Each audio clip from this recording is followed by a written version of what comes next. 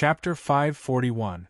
With the talismans, the saber chi became more and more spiritual. Yangda was only one with the saber for a few breaths before he could use the saber chi to protect his body.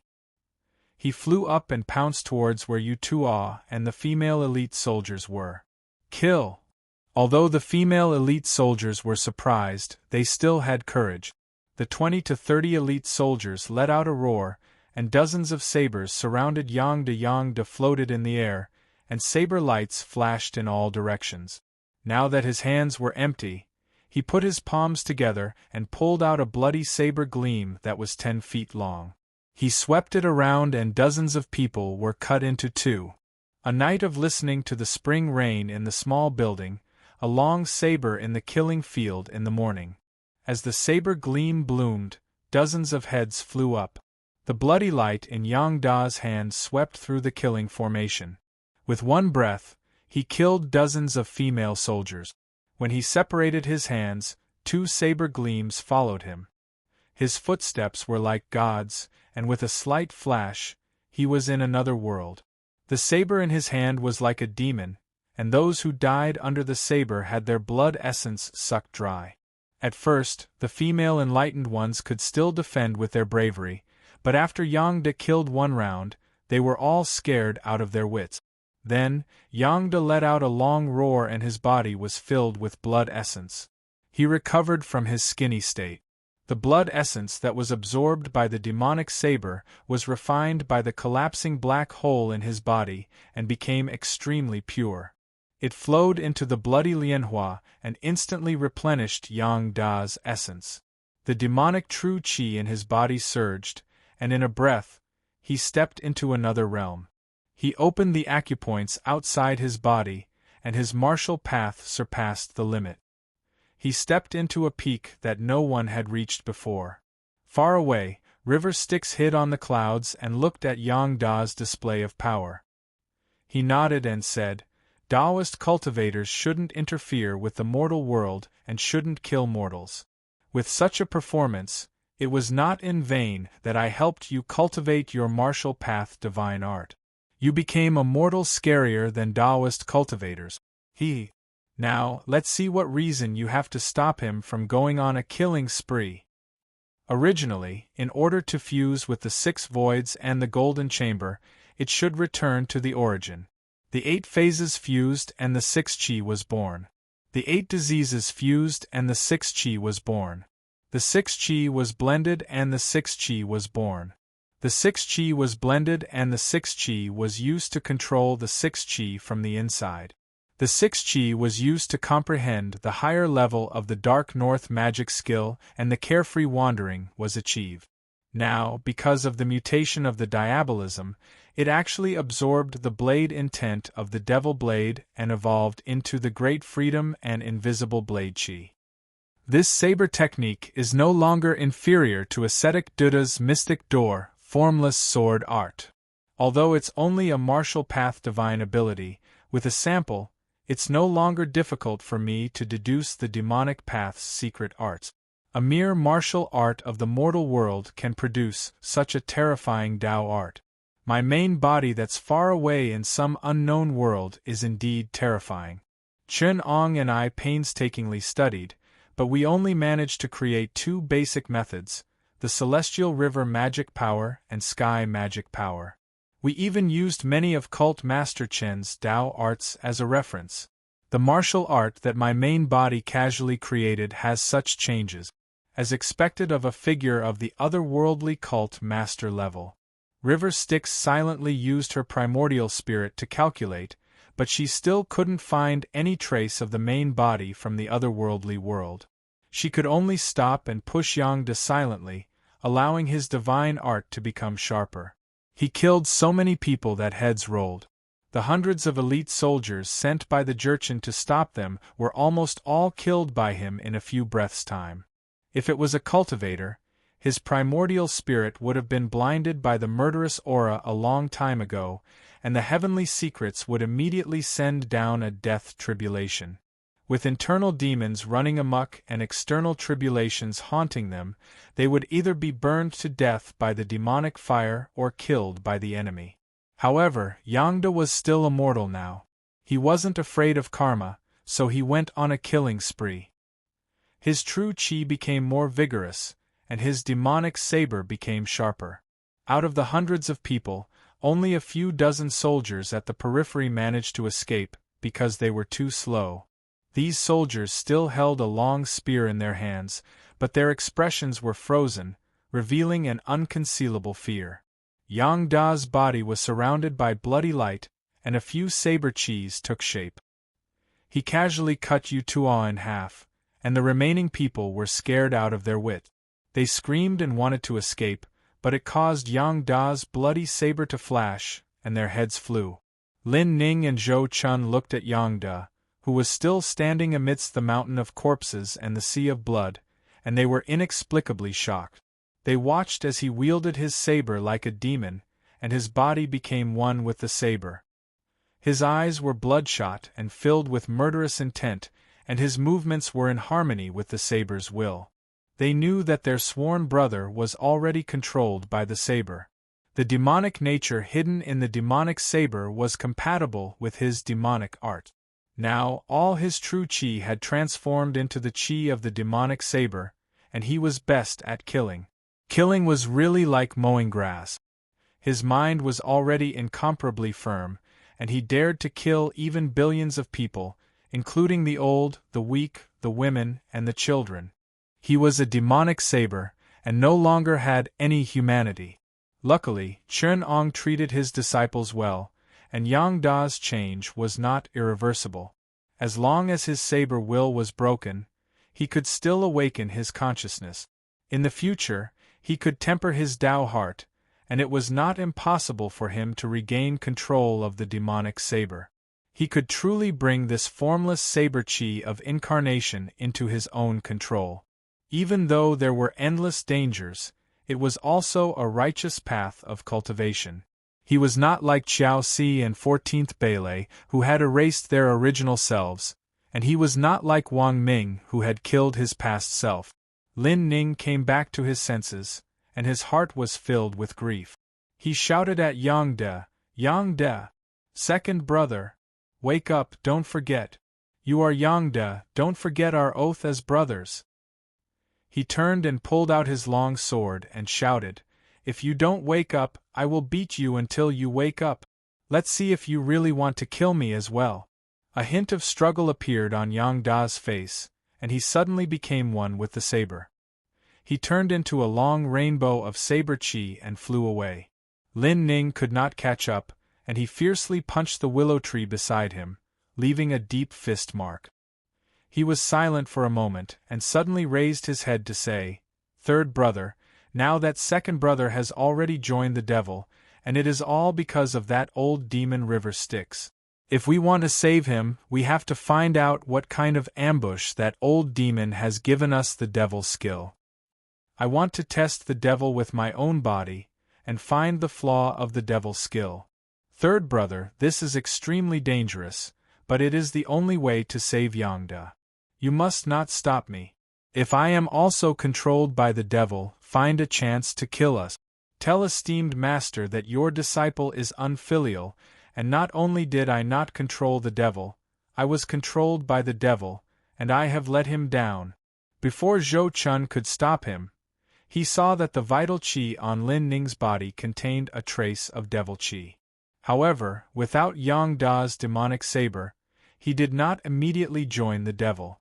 Only his vital chi changed, and his consciousness was still clear. "Let's go. Let's find second brother." Lin Ning did not say much after he got up. The two of them got on their horses and galloped towards Deling River. Along the way, there were countless casualties among the slave-building army. The next two checkpoints were filled with rivers of blood, and countless corpses killed by the saber chi piled up into mountains. Even the last Virgin Jurchen general, Ajij, who personally led an army of 5,000, was killed by Yang De. Lin Ning only found Ajij's withered head in a ditch. A bloody path led from Jianzhou to Deling River. Just thinking about the scene made Lin Ning shudder.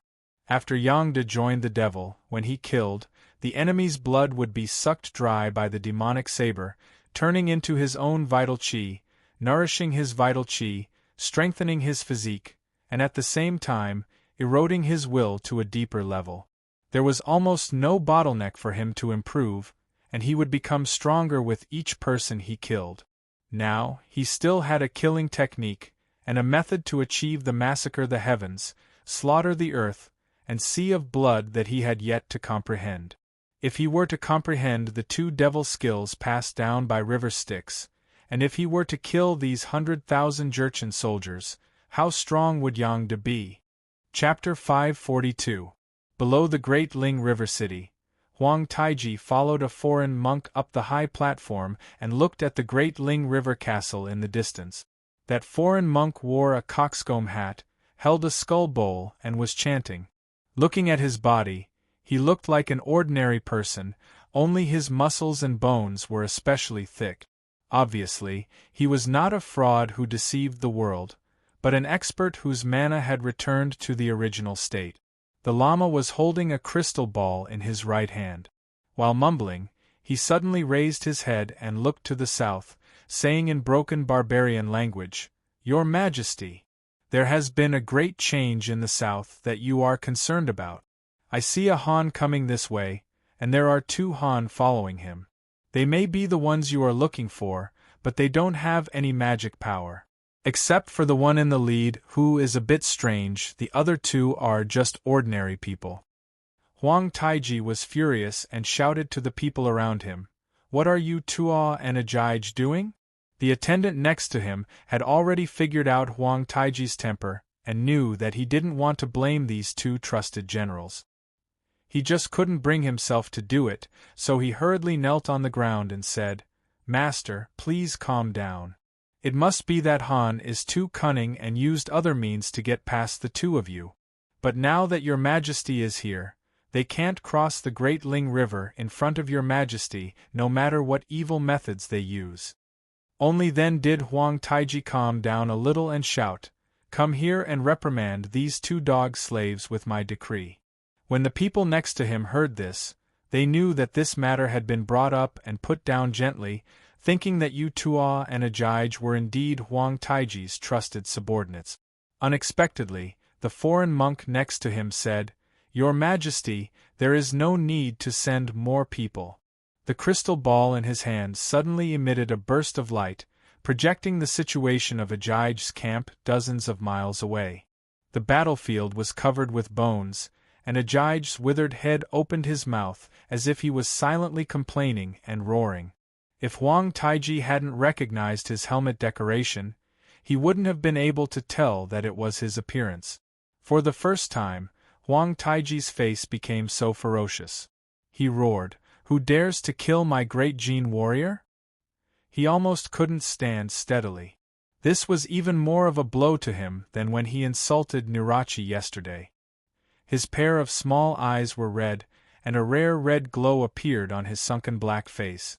The foreign monk recited a few incantations and reflected the surrounding dozens of miles into his vital spirit with the help of a crystal ball.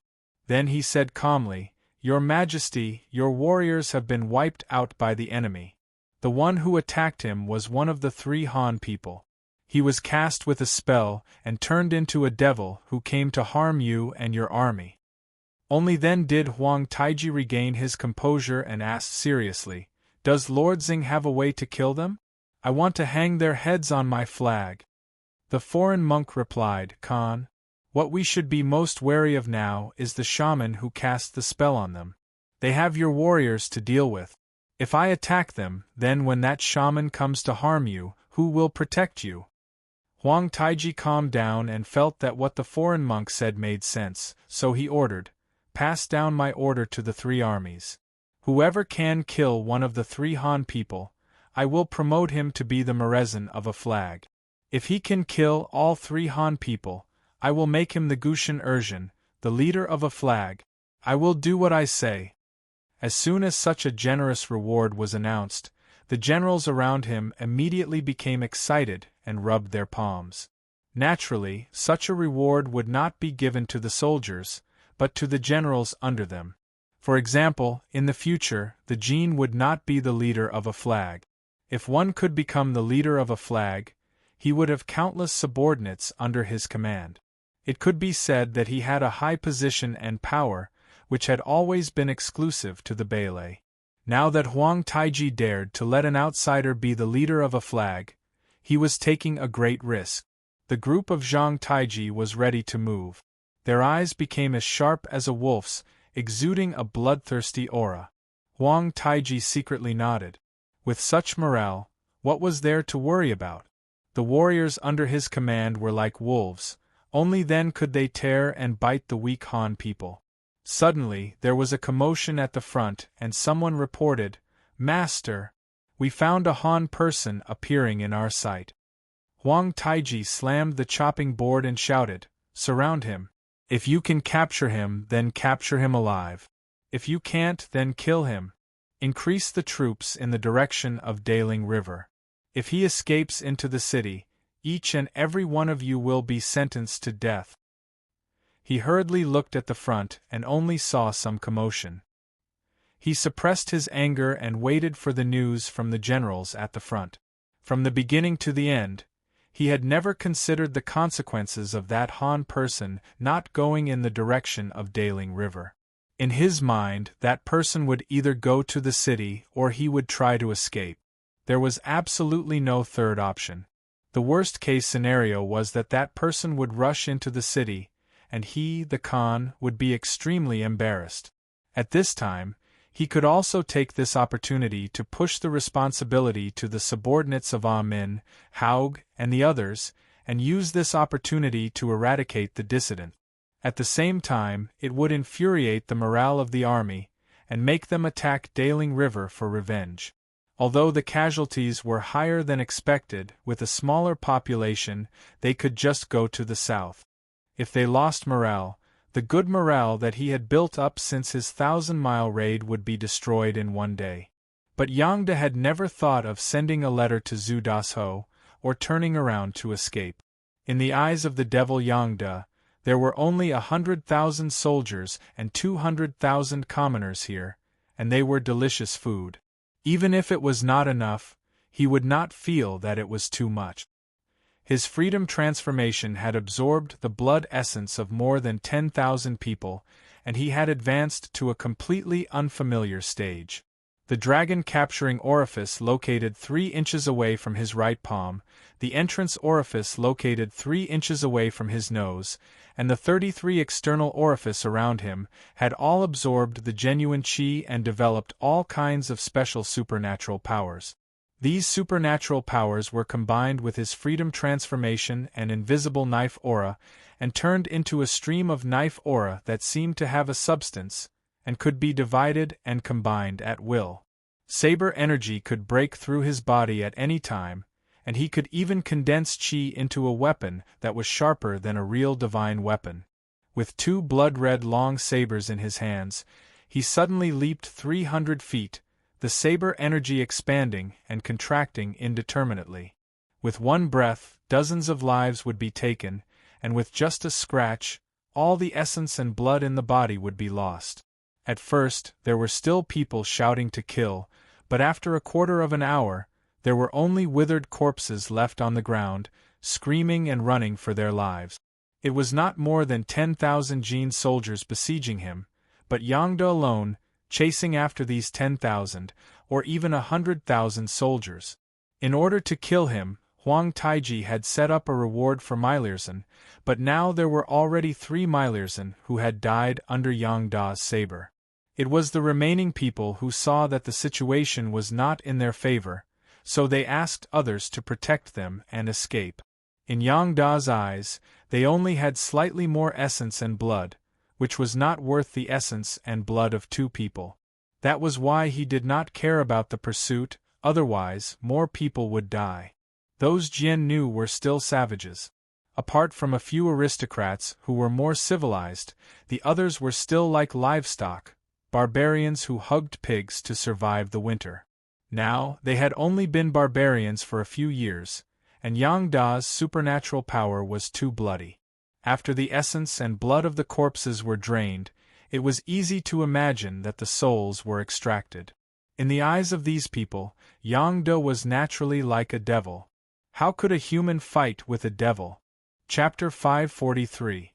After the previous battle, De Ling River Castle was behind Yang De.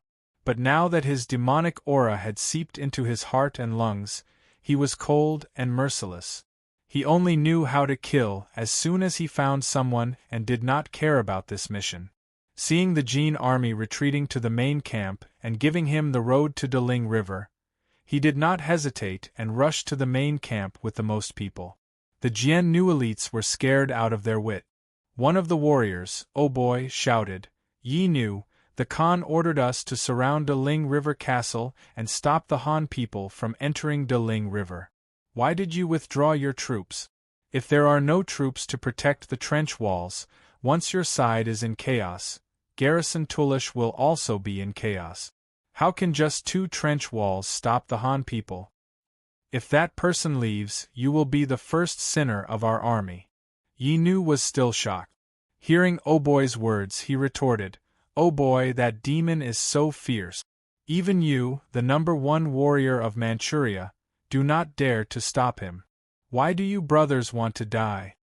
So what if we let the Han people enter the city? Do you think he can escape from the city just because he's in there?" After Yi Nu finished speaking, he didn't pay any more attention to him. Under the cover of the soldiers, he carefully peeped in Yang Da's direction. Yang De cast a cold glance at De Ling River Castle, then turned around and transformed into a stream of light, charging into their formation. Yi Nu was scared out of his wits. He wailed and wanted to continue running for his life, but before he could take 2 steps, he was pierced through the back of his heart by a long spear. Oh Boy coldly let go of the spear in his hand. Seeing Yi Nu fall to the ground, he pulled out his saber and shouted, "Brothers, warriors, follow me, Oh Boy, and kill them. Those who disobey and those who run are like Yi Nu." The surrounding Jin soldiers shouted together and reorganized themselves. Their morale was slightly boosted. Kill. Yang Da's figure was wrapped in a circle of bloodlight. Oh Boy raised his saber and wanted to resist, but Yang Da did not even look. A circle of saber chi separated from his protective bloodlight. With just 1 slash, Oh Boy's saber was broken and he was slashed diagonally into 2. Yang Da had no idea who he had killed with his blade. Along the way, he had already killed a lot of people like this. Now, the surging blood chi in his body rushed into the blood lotus above his head, condensing the void into reality. Suddenly, he comprehended the principle of the first layer of blade light division. He could turn the invisible blade chi into hundreds of blade lights, which could be divided at will, making it even easier to kill people. On the other side, Yang De put his hands together and slashed out hundreds of saber lights. It was like a waterfall of the Milky Way that slowly swept through the army. Everywhere the slave-building soldiers passed by, their blood essence would dry up and they would turn into dried corpses. In a normal war, only after losing 30% of the army would they collapse. They were already extraordinary elite. Now, Yang Da's methods were unpredictable and cruel. De was to say that the superstitious female Jin soldiers could survive until now was because they could not to believe them. Now that they had reacted, they could not control themselves and could only run for their lives. Yang De was leisurely reaping lives from behind them. He killed people too quickly, and no one could withstand the demonic blade. His speed was even faster than the deserters. Huang Taiji, who was on the high platform, was shocked to discover that when the front line of soldiers collapsed, there seemed to be an invisible force quietly hiding behind the fleeing soldiers. Without a sound, he could no longer see the dust that was created when the soldiers moved. Huang Taiji's camp was not far from the front line. After a while, Huang Taiji could see a lone figure using his movement technique and killing towards the camp. Although Yang De saw the camp, he did not care and went straight to the place with the most people. The defense in the camp was even tighter.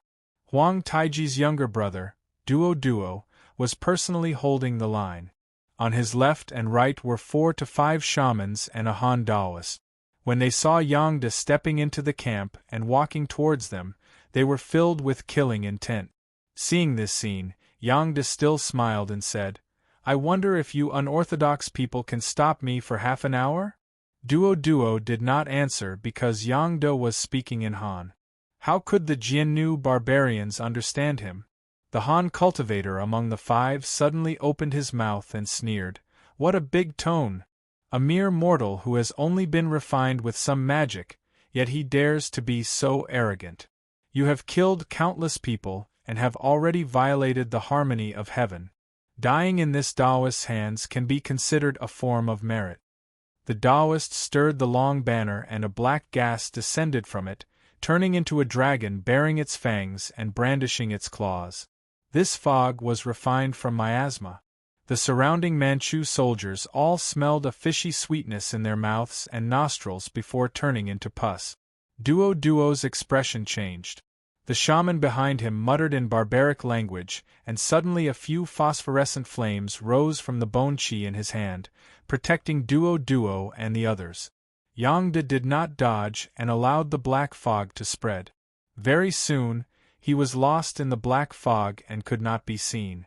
The Taoist laughed and said, "I can't believe there are such fools in this world, allowing my soul and bone-eroding 5 poison miasma to be used. This miasma contaminates magic power.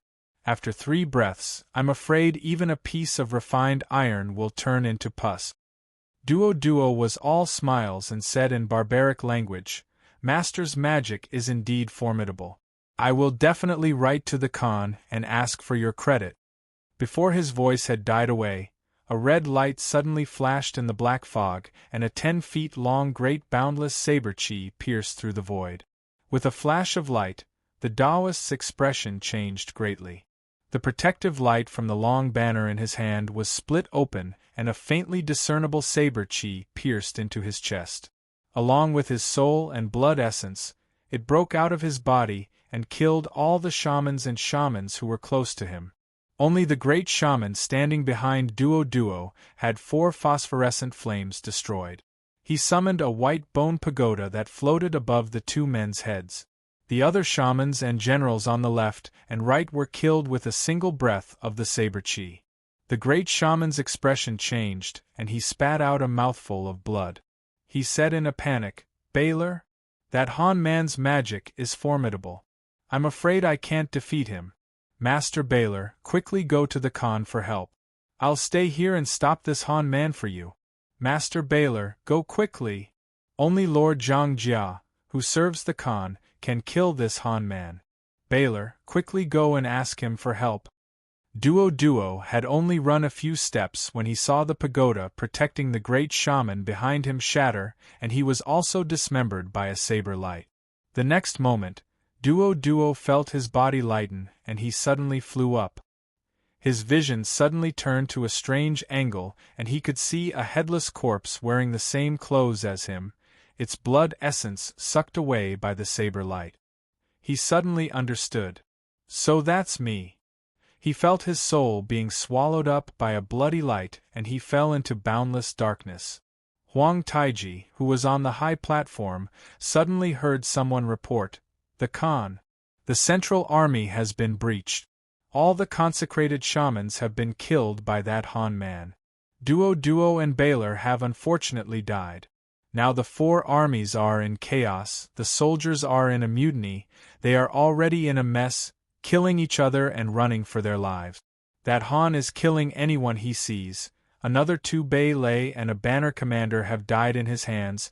There are even more casualties. The 50,000 troops are almost wiped out." Huang Taiji felt as if he had been struck by lightning. He stood up straight and his footsteps swayed. He then spat out a mouthful of blood. The guards around him hurried forward to support him. Huang Taiji was still struggling and said with difficulty, "Go and ask the Buddha, go and ask the great shaman. Take my marshal's seal and make a decree to worship the Buddha as living Buddhas. Let one of my sons shave his head and become a monk. No matter what, we must ask them to help." River Styx looked at the Jiannu's camp from afar. At the same time, His primordial spirit was constantly sensing the mysteries of heaven. Suddenly, he felt the mysteries of heaven move. There were 2 or 3 auras coming towards Liaodong. 2 of them had the mixed psyche power of Buddhism, while the other was the devil path of West Kunlun. There was also some movement in the south of the Central Plains. Yangda did well. Now it's time for me to take action. The Battle of Daling River is the great tribulation of the immortals. If 17 or 18 bald donkey devils, heterodox sects, and even the mystic door of the righteous path don't die, how can it be called the great tribulation of the immortals in 500 years? Chapter 544. The closer the few breaths got, the clearer River Styx's deduction became. He gradually figured out their origins. The 2 barbarian monks were the living Buddhas of the Yellow Sect of the Great Snow Mountain, and the other one was a devil path cultivator of West Kunlun. The 3 of them were quite friendly with each other. It was a joke to say that the 2 monks from the esoteric sect had already cultivated to the Vajra realm of Buddhism, and they had the hope of ascending into the heavens. However, their cultivation was not pure. It was not the authentic great way of Buddhism, but was mixed with many witchcraft, heterodoxy, and even the secret teachings of the devil path. They were surrounded by the reincarnated bodies of the monks from the Great Snow Mountain, and the Dharma protectors refined from the demonic creatures from the Tibetan border. Others might not be able to tell, but River Styx was the ancestor of the devil path.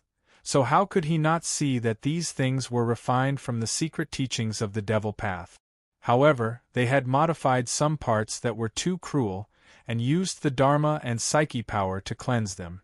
However, their foundation was still not pure, and that was why they could not ascend to the upper paradise realm.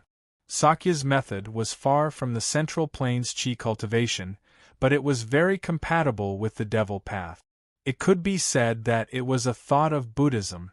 When the devil path cultivators converted to Buddhism, and when the eminent monks of Buddhism entered the devil path, they could change their own foundation in a very short period of time. This was inconceivable to the mystic door of Taoism, but when it came to River Styx, he knew that the foundation of Buddhism and devil path were the same, and they had to work on their thoughts, while the mystic door of Taoism was rooted in Qi. Whether it was meditation, Qi cultivation, or guided visualization, it was all about Qi. However, after Qi cultivation was successful, the Taoist heart and primordial spirit were tempered and tough. Turning to Buddhism could naturally push the boat along with the current, and there was another benefit. However, the path of Buddhism was full of dangers and hardship. Ultimately, the mystic door sought immortality, unlike Buddhism, which wished to deliver all sentient beings from suffering. They were afraid that their path to immortality would be snatched away by others. There were too many people who cultivated to be celestials, so how could they be like Buddhism, who were willing to pave the way for unorthodox sects or even evil sects to enter the path of Tao? River Styx pondered for a moment. He truly cherished the talents of these 2 men. They were the most suitable candidates to be refined into a skyscraping demon position in the diagram of deities and demons. Now that he wanted to expand the diagram of deities and demons to 360, he was in dire need of such talents to occupy a position in the diagram of deities and demons. Today, when he saw these 2 lamas from the Great Snow Mountain, he was thirsty for talents. He wanted to send these 2 living Buddhas to be liberated and become Buddhas, staying in the celestial demon diagram for a long time to enlighten all living beings. It could also be considered as fulfilling the great wish of the Buddhist sect to deliver all living beings from suffering. It was truly a virtuous deed and the greatest kindness. Moreover, if he invited these 2 living Buddhas into the diagram first, then their disciples and grand disciples, as well as the numerous cultivators hidden by the Great Snow Mountain, and the dozens of living Buddhas would all be in his bag. If they were refined into the diagram together, the diagram of deities and demons would immediately have some hope of achieving great success. With this thought, River Styx was overwhelmed with excitement. He spread out the diagram of deities and demons of the 9 heavens and 10 earths, and covered the Daling River battlefield.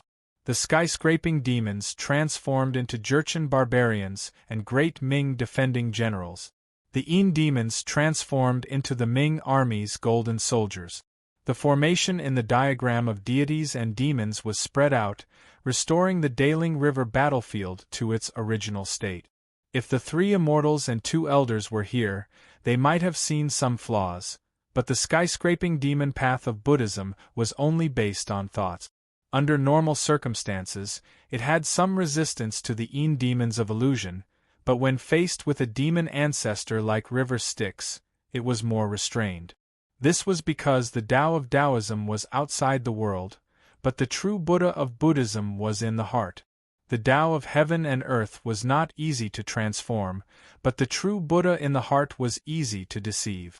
Therefore, the first difficulty of Buddha was always the illusion of skyscraping demon, the sins of all living beings. For someone as inferior as River Styx to transform into the demon king of Mahasvara, it was enough to block the path of Buddha, not to mention deceiving a few miscellaneous cultivators and Vajra of the external path. The 2 living Buddhas of the Great Snow Mountain had just entered Liaodong when they saw the Buddha's light shooting up into the sky.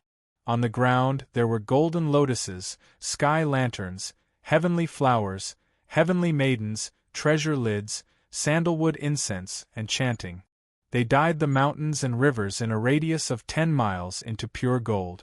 Countless beasts and livestock rushed towards the Buddha's light, and all the filthy things on the ground were melted away. The 7 treasures of colored glass, gold, and coral paved the way. There was no killing, no evil thoughts, and no sinlessness. The clear-colored glass light shone in all directions. No matter who saw it, they would have to say, "What a scene of extreme bliss!" The 2 living Buddhas of the Great Snow Mountain were surprised. Why is there such a blissful scene in the secular world? We were carried away by a whim, and felt that the opportunity for our sect to prosper was about to be cut off, so we rushed here. We thought that the Jurchen Khan, Huang Taiji, was in trouble, but who would have thought that it would be such a magnificent scene? The Buddhist kingdom of Western Paradise is nothing more than this. Immediately, the lotus light descended, and the shadow of a Buddhist building appeared in the west the moment their feet touched the ground. It was an immeasurable ancient temple, as tall as the sky and the earth. The flying eaves of the roof stood side by side with the sun, but it seemed to be right in front of them, and they could push the temple door open with a push. It seemed to be on the top of a mountain, but it also seemed to be right beside them. The 2 living Buddhas were shocked. Why couldn't they see such a tall temple from the sky? Just as they were about to push the door open and enter, they realized that the distance between them and the ancient temple only increased, until the living Buddha on the left had an idea. He looked up and saw the plaque of the temple clearly, Mount Meru Small Thunder Temple. Only then was his heart shaken, and he put his palms together and said, "This Mount Meru is not in the sky, nor is it in front of us, but in our hearts." After saying this, he let go of the obsession in his heart and opened his eyes again. He saw River Styx's heavenly demon primordial spirit transforming into the clear glaze sun and moonlight Buddha sitting in the middle of the mountain of corpses and the sea of blood. He sat on a golden lotus, and the infinite thunder sound Zen chant came from his mouth. The golden lotuses flowed in all directions, supporting soldiers in ragged clothes, some of which were even stained with blood. The ground under his feet was like a battlefield, but also like a spiritual mountain. The soldiers who just walked down from the battlefield put their palms together. There were Jurchens, and there were also soldiers from the great Ming dynasty. They were devoutly chanting along with the Buddha in the middle.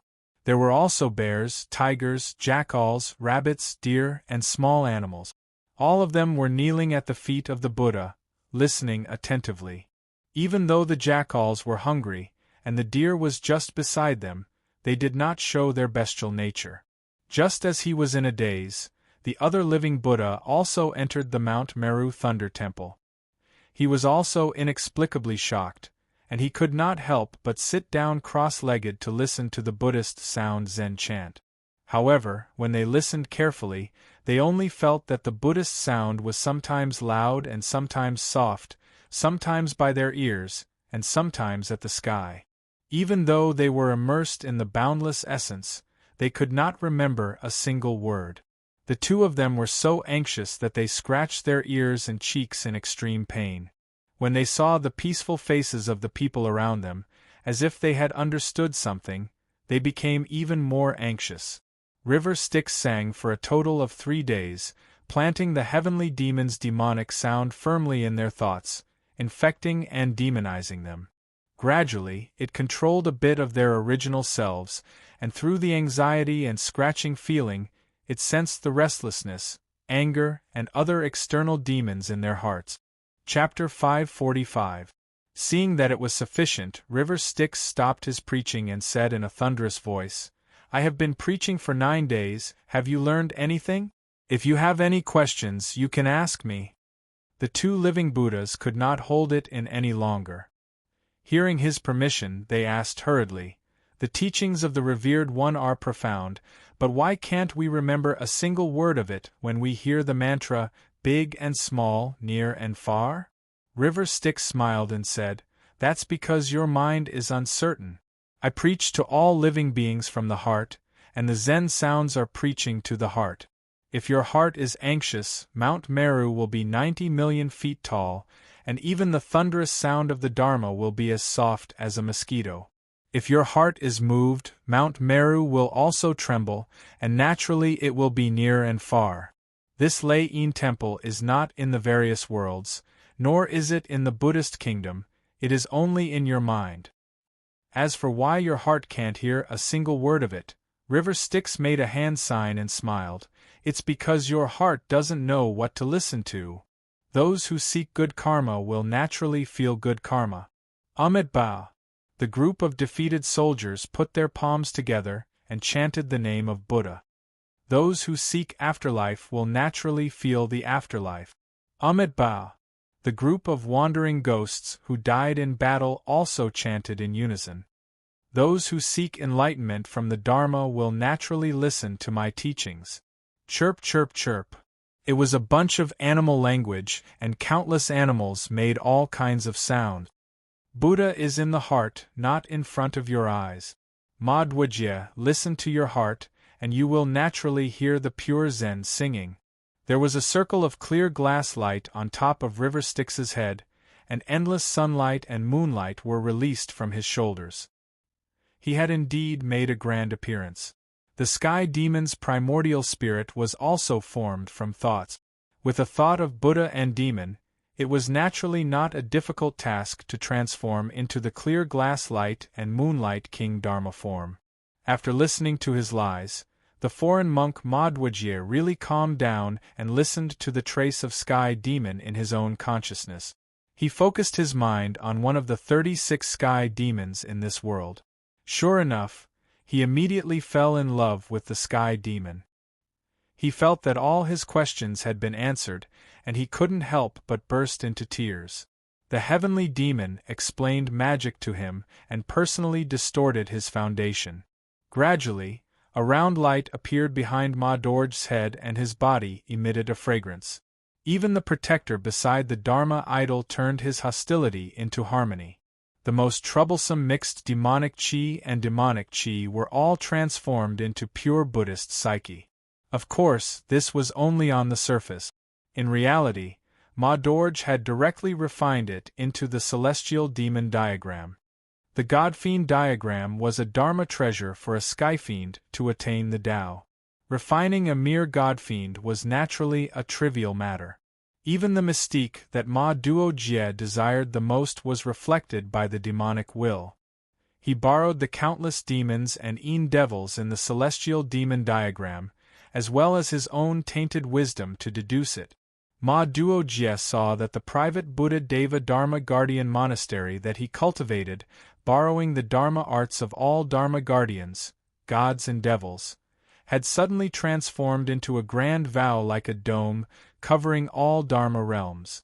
It could use all kinds of miraculous forms to illuminate all fated beings. There was no longer a trace of doubt in his heart. He immediately praised the revered one and modified his foundation dharma.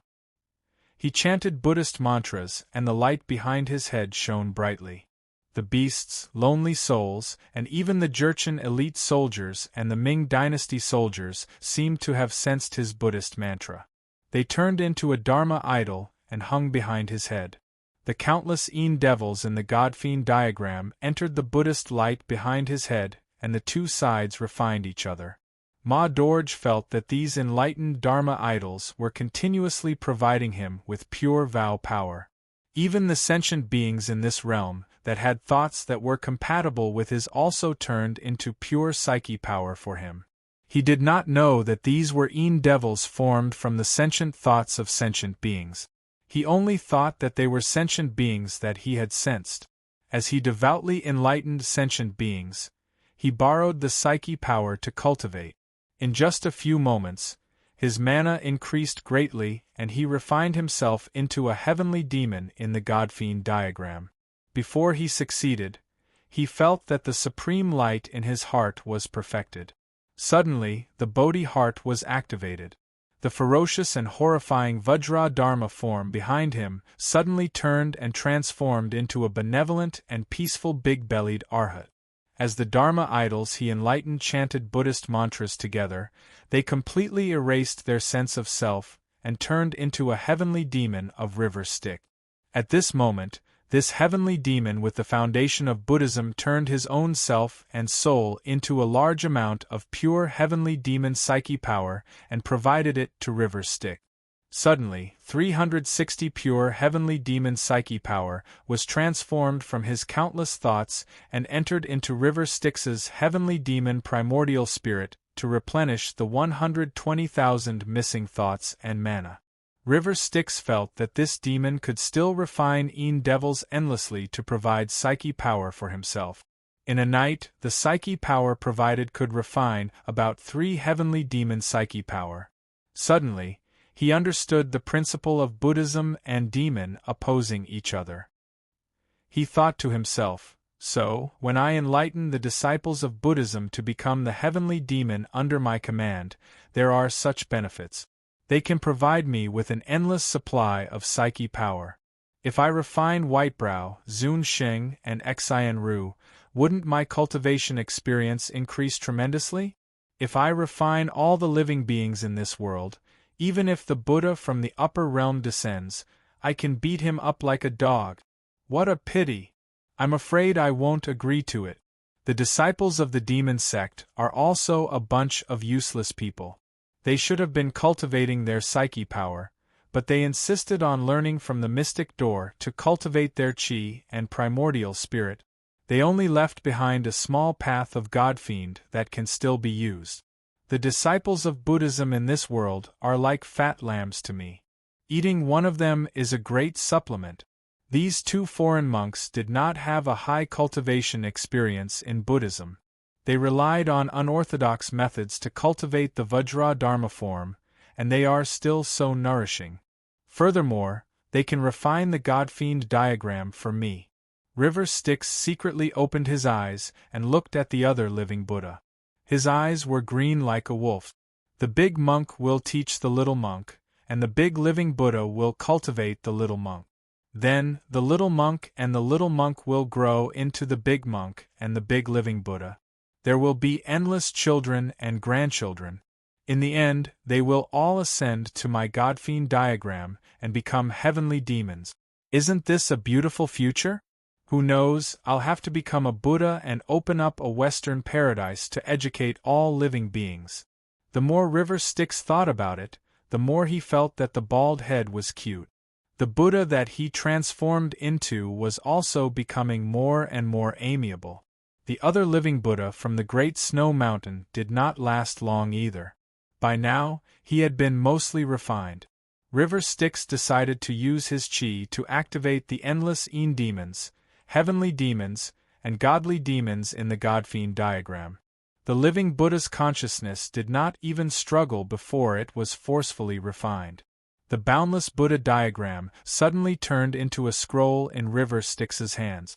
The two living Buddhas who had just entered had now turned into heavenly demon godly forms and were suspended in the diagram. Sensing the sudden increase of pure psyche power in his primordial spirit, River Styx smiled even more benevolently. There was not a single trace of devil chi on his body. He looked like an eminent monk. There are endless distracting thoughts in the God-fiend diagram.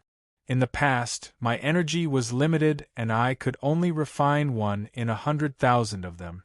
Now that I have enlightened the bald donkey to become a Buddha, they can help me refine the distracting thoughts and demons into pure psyche power.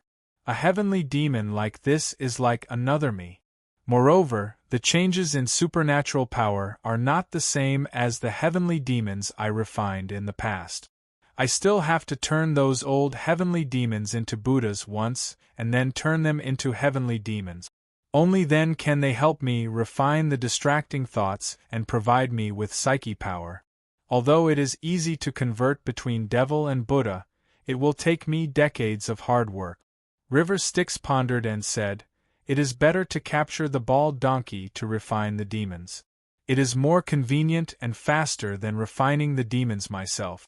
I will plant a seed of Buddhism inheritance and establish a sect. Within 100 years, it will probably provide me with 3 Vajra.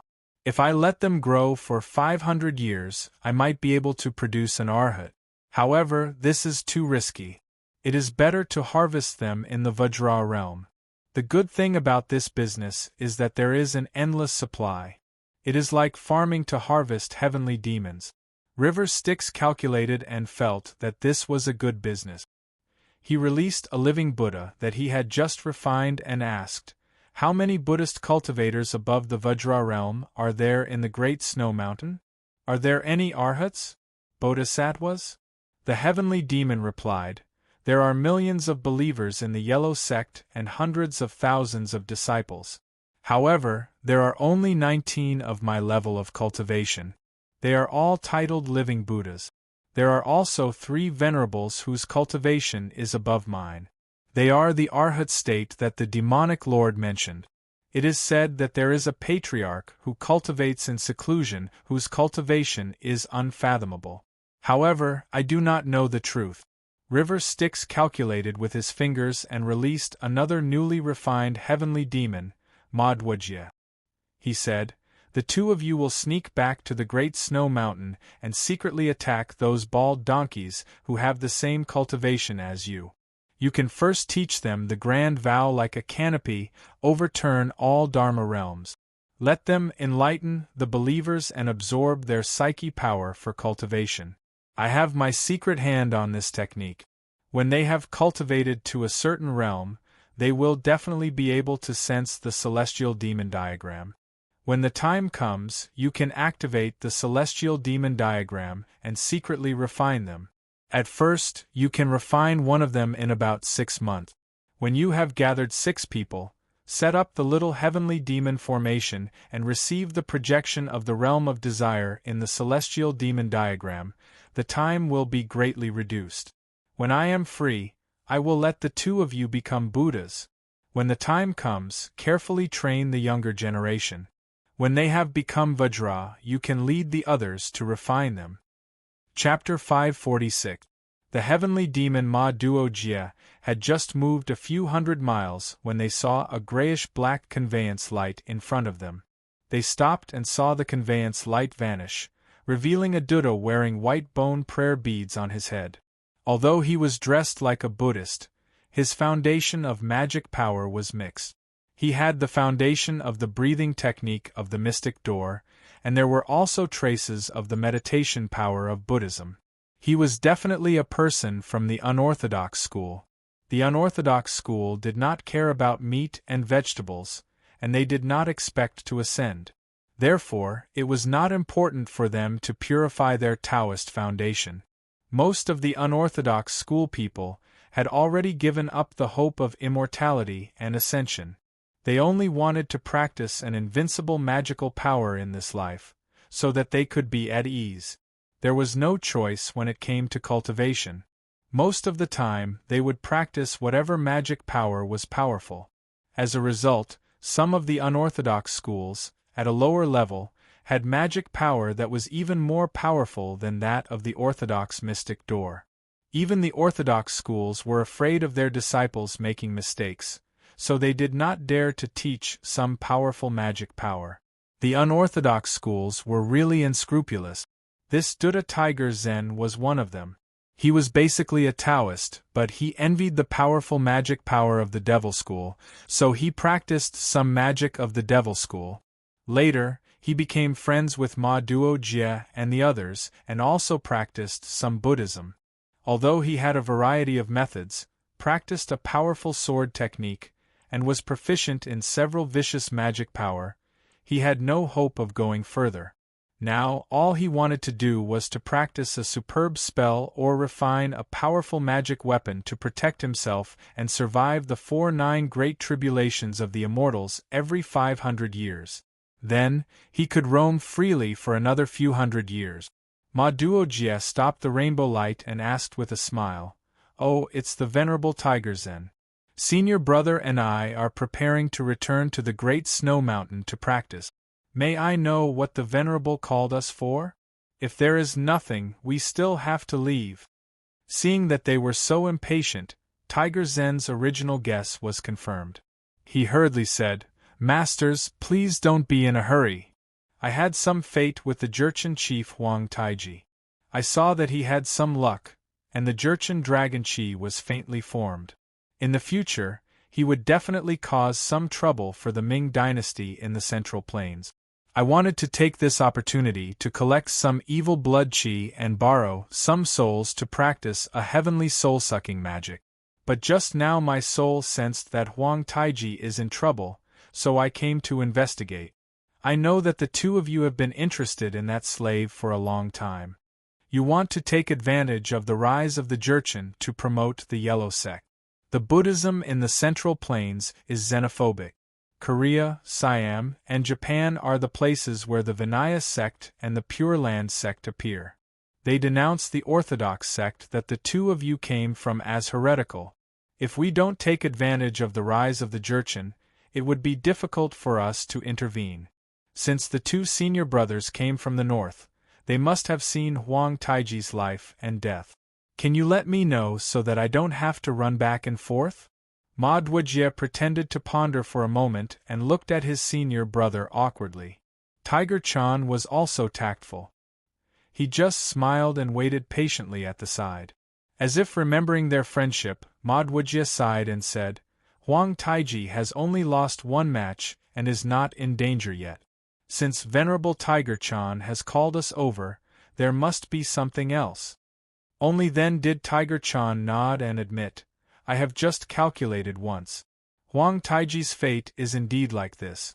I can only faintly sense that the place where he is at has boundless auspiciousness. It has the appearance of a heavenly maiden and a golden flower. When I calculate again, I can only see a vast and boundless golden lotus covering that heavenly secret. I can't calculate anything else. The golden lotus is a Buddha statue. Since the two of you came from there, you must have gained something. Senior brother should also know that I, Tiger Chan, have the heart of Buddha. I wonder if you can enlighten me a little?" Ma Duojie made a Lianhua seal. He was already one of the sky demons on the celestial demon diagram. Naturally, he could borrow the power of this rare magic treasure to turn it into a golden lotus and wrap the three of them up.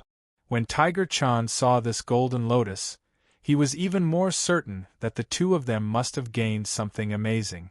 Sure enough, according to Ma Duojie, when the two of them arrived at the Liaodong battlefield, they had gained something else.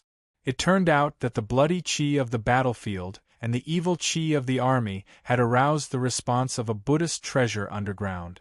It produced some changes on its own, causing a Lianhua to bloom on the battlefield and dispel the filth.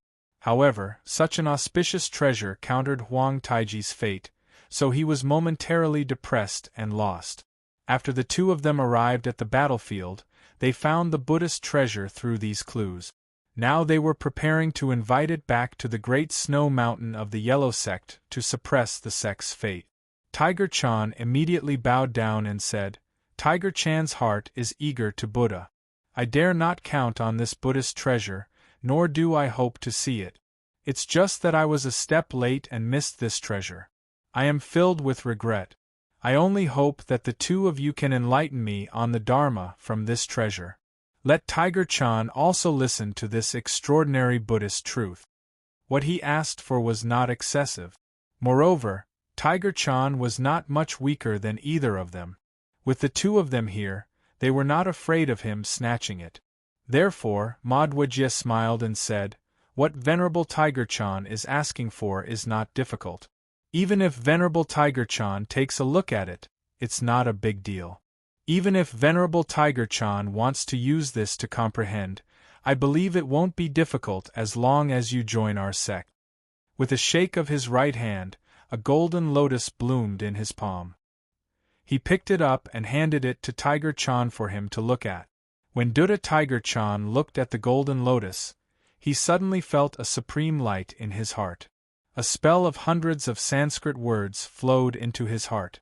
After a little comprehension, he found that it was a wonderful method to control the thoughts of the primordial spirit. It could turn one's primordial spirit into a Buddha of the outer path. Then, the Dharma would not be so heterogeneous and would not be affected by the Taoist and Devil's foundation.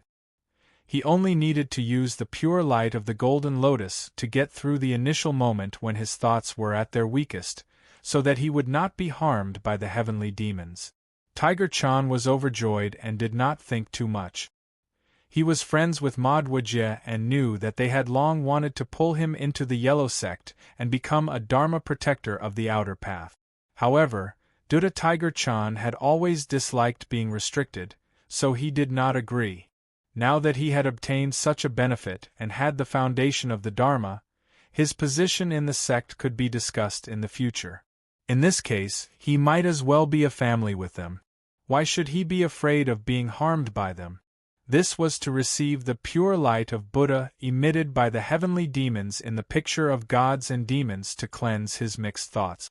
As soon as the heavenly demon divine light entered his soul, Dutta Tiger Chan immediately understood countless dharma.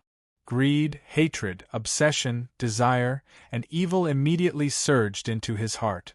In front of the two heavenly demons, how good could the fate of receiving the heavenly demon divine light into his primordial spirit be? In just a moment, his original self would be erased, and his primordial spirit would be refined into a heavenly demon. However, his foundation was not pure, so it would be difficult for him to transform into a Buddha. For the time being, he could not provide psyche power to River Styx. When his primordial spirit was converted into a Vajra, River Styx would be able to reap another harvest. Hundreds of miles away, the old demon River Styx held the picture of gods and demons in his hand and nodded with a gratified smile. He knew that he had taken another step forward in the great way of the heavenly demon. Chapter 547. General Zhu. There seems to be some movement in the slave Jian camp? A deputy general reported to Zhu Dasho. Oh! Zhu Dasho stood up from his desk and quickly walked out of the tent towards the top of the city wall. At the same time, he asked, Are they building that wall again? Or are they redeploying their troops to attack Deling River Castle again? That Huang Taiji is a cunning person. How many people in the slave Jian camp are there? They definitely won't be so unwise. Sigh. I wonder when the imperial court's reinforcements will arrive? The deputy general hesitated and said, General, could it be related to the heavenly voice from yesterday? Zhu Dasho laughed and said, I'm very familiar with this Wu Zhuan.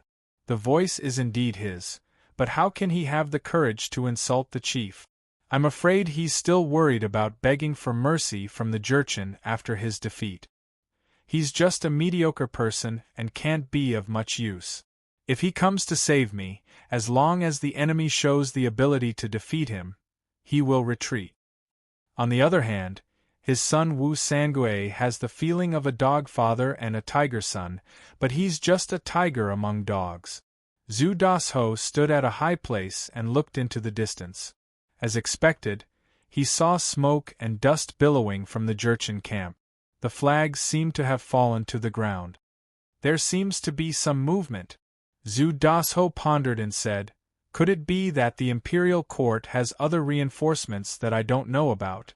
Yang Da's blood and qi exploded like a beacon that shot up to 100 feet into the sky. The boundless blood light was swallowed by the red lotus. His eyes were emotionless and calm to the extreme, but the demonic nature in his soul was also crazy to the extreme. This calm and crazy demonic light of wisdom allowed him to control a copious amount of saber aura and slashed dozens of times. Each saber was sharp and unpredictable. Now that his demonic arts had absorbed the essence and blood of tens of thousands of people, he had reached great heights. The great art of massacre had been tempered by the lives of these tens of thousands of people, and it had also honed an exquisite killing intent. The demonic saber had entered the realm of unpredictability. He had the shapeless saber aura and also the saber demon. He had reached the point where there was nothing in the world that he couldn't kill.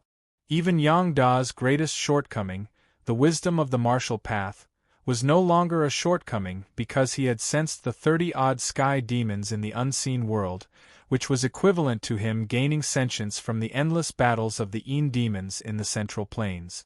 Yang Da, who had turned into a devil, was far more tyrannical than his normal self. Under normal circumstances, Yang Da could only rely on a bit of bravery to fight against two cultivators of the same cultivation level as him. He could even take the risk of getting injured and kill one of them. How could he be as emotionless and thoughtless as he was now, unhindered by anything and able to unleash his strength to an unfathomable level? Relying on various kinds of inconceivable supernatural powers of the Sky Devil, he was able to fight this foreign monk, whose cultivation and magical power were countless times higher than his, for hundreds of rounds without falling into a disadvantageous position. If not for the relationship between him and Chen Ong as a master and disciple, the Sky Devil would have long demonized Yang Da's body, causing it to undergo an irreversible transformation. His body would grow scales and flesh armor, and he would be able to breathe devil energy, making his corporeal body several hundred times stronger than before.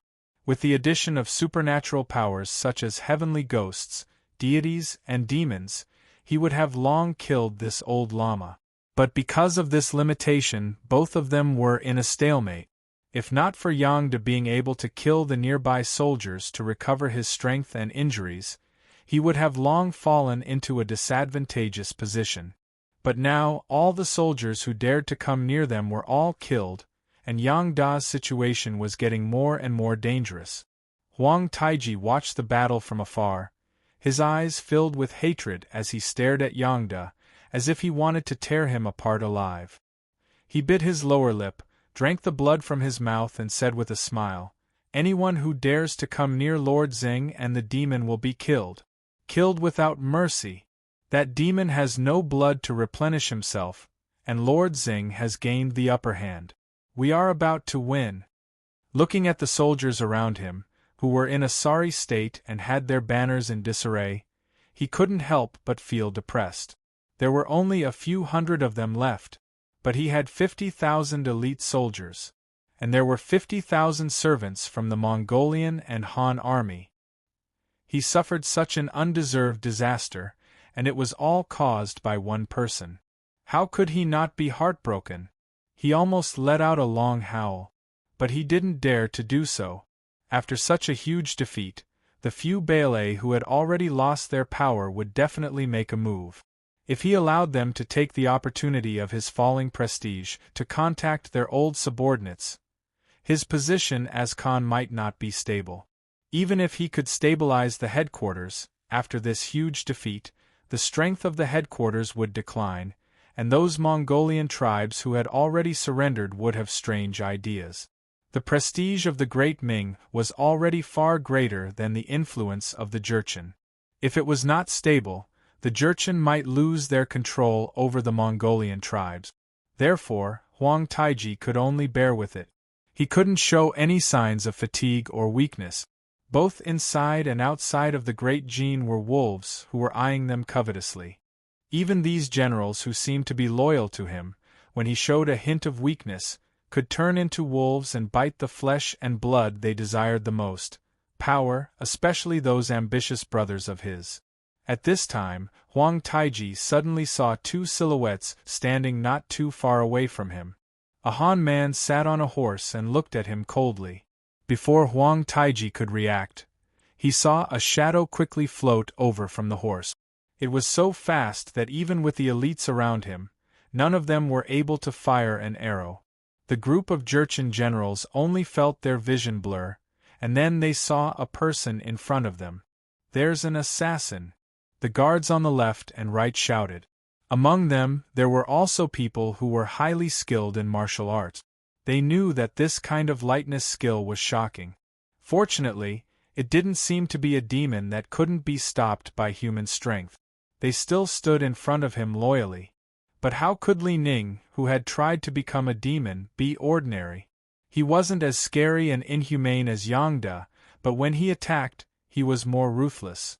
It was this ruthlessness that made his martial arts more than 10 times stronger. The long sword in the case was suddenly unsheathed at an unimaginable speed.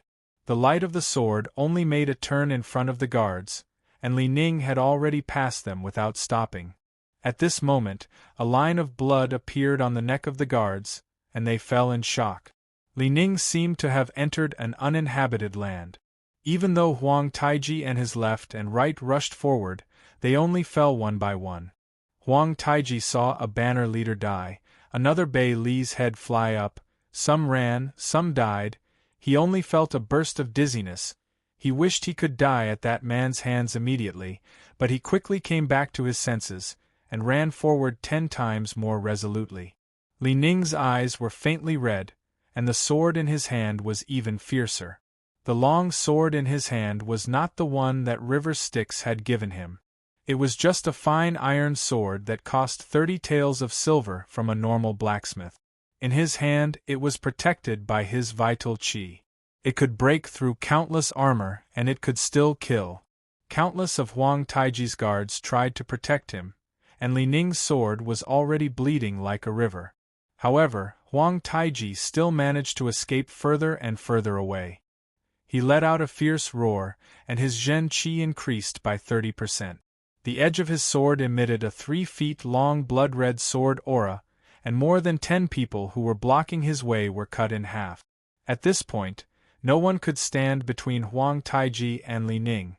Huang Taiji's face was filled with despair, and he shouted, "No!"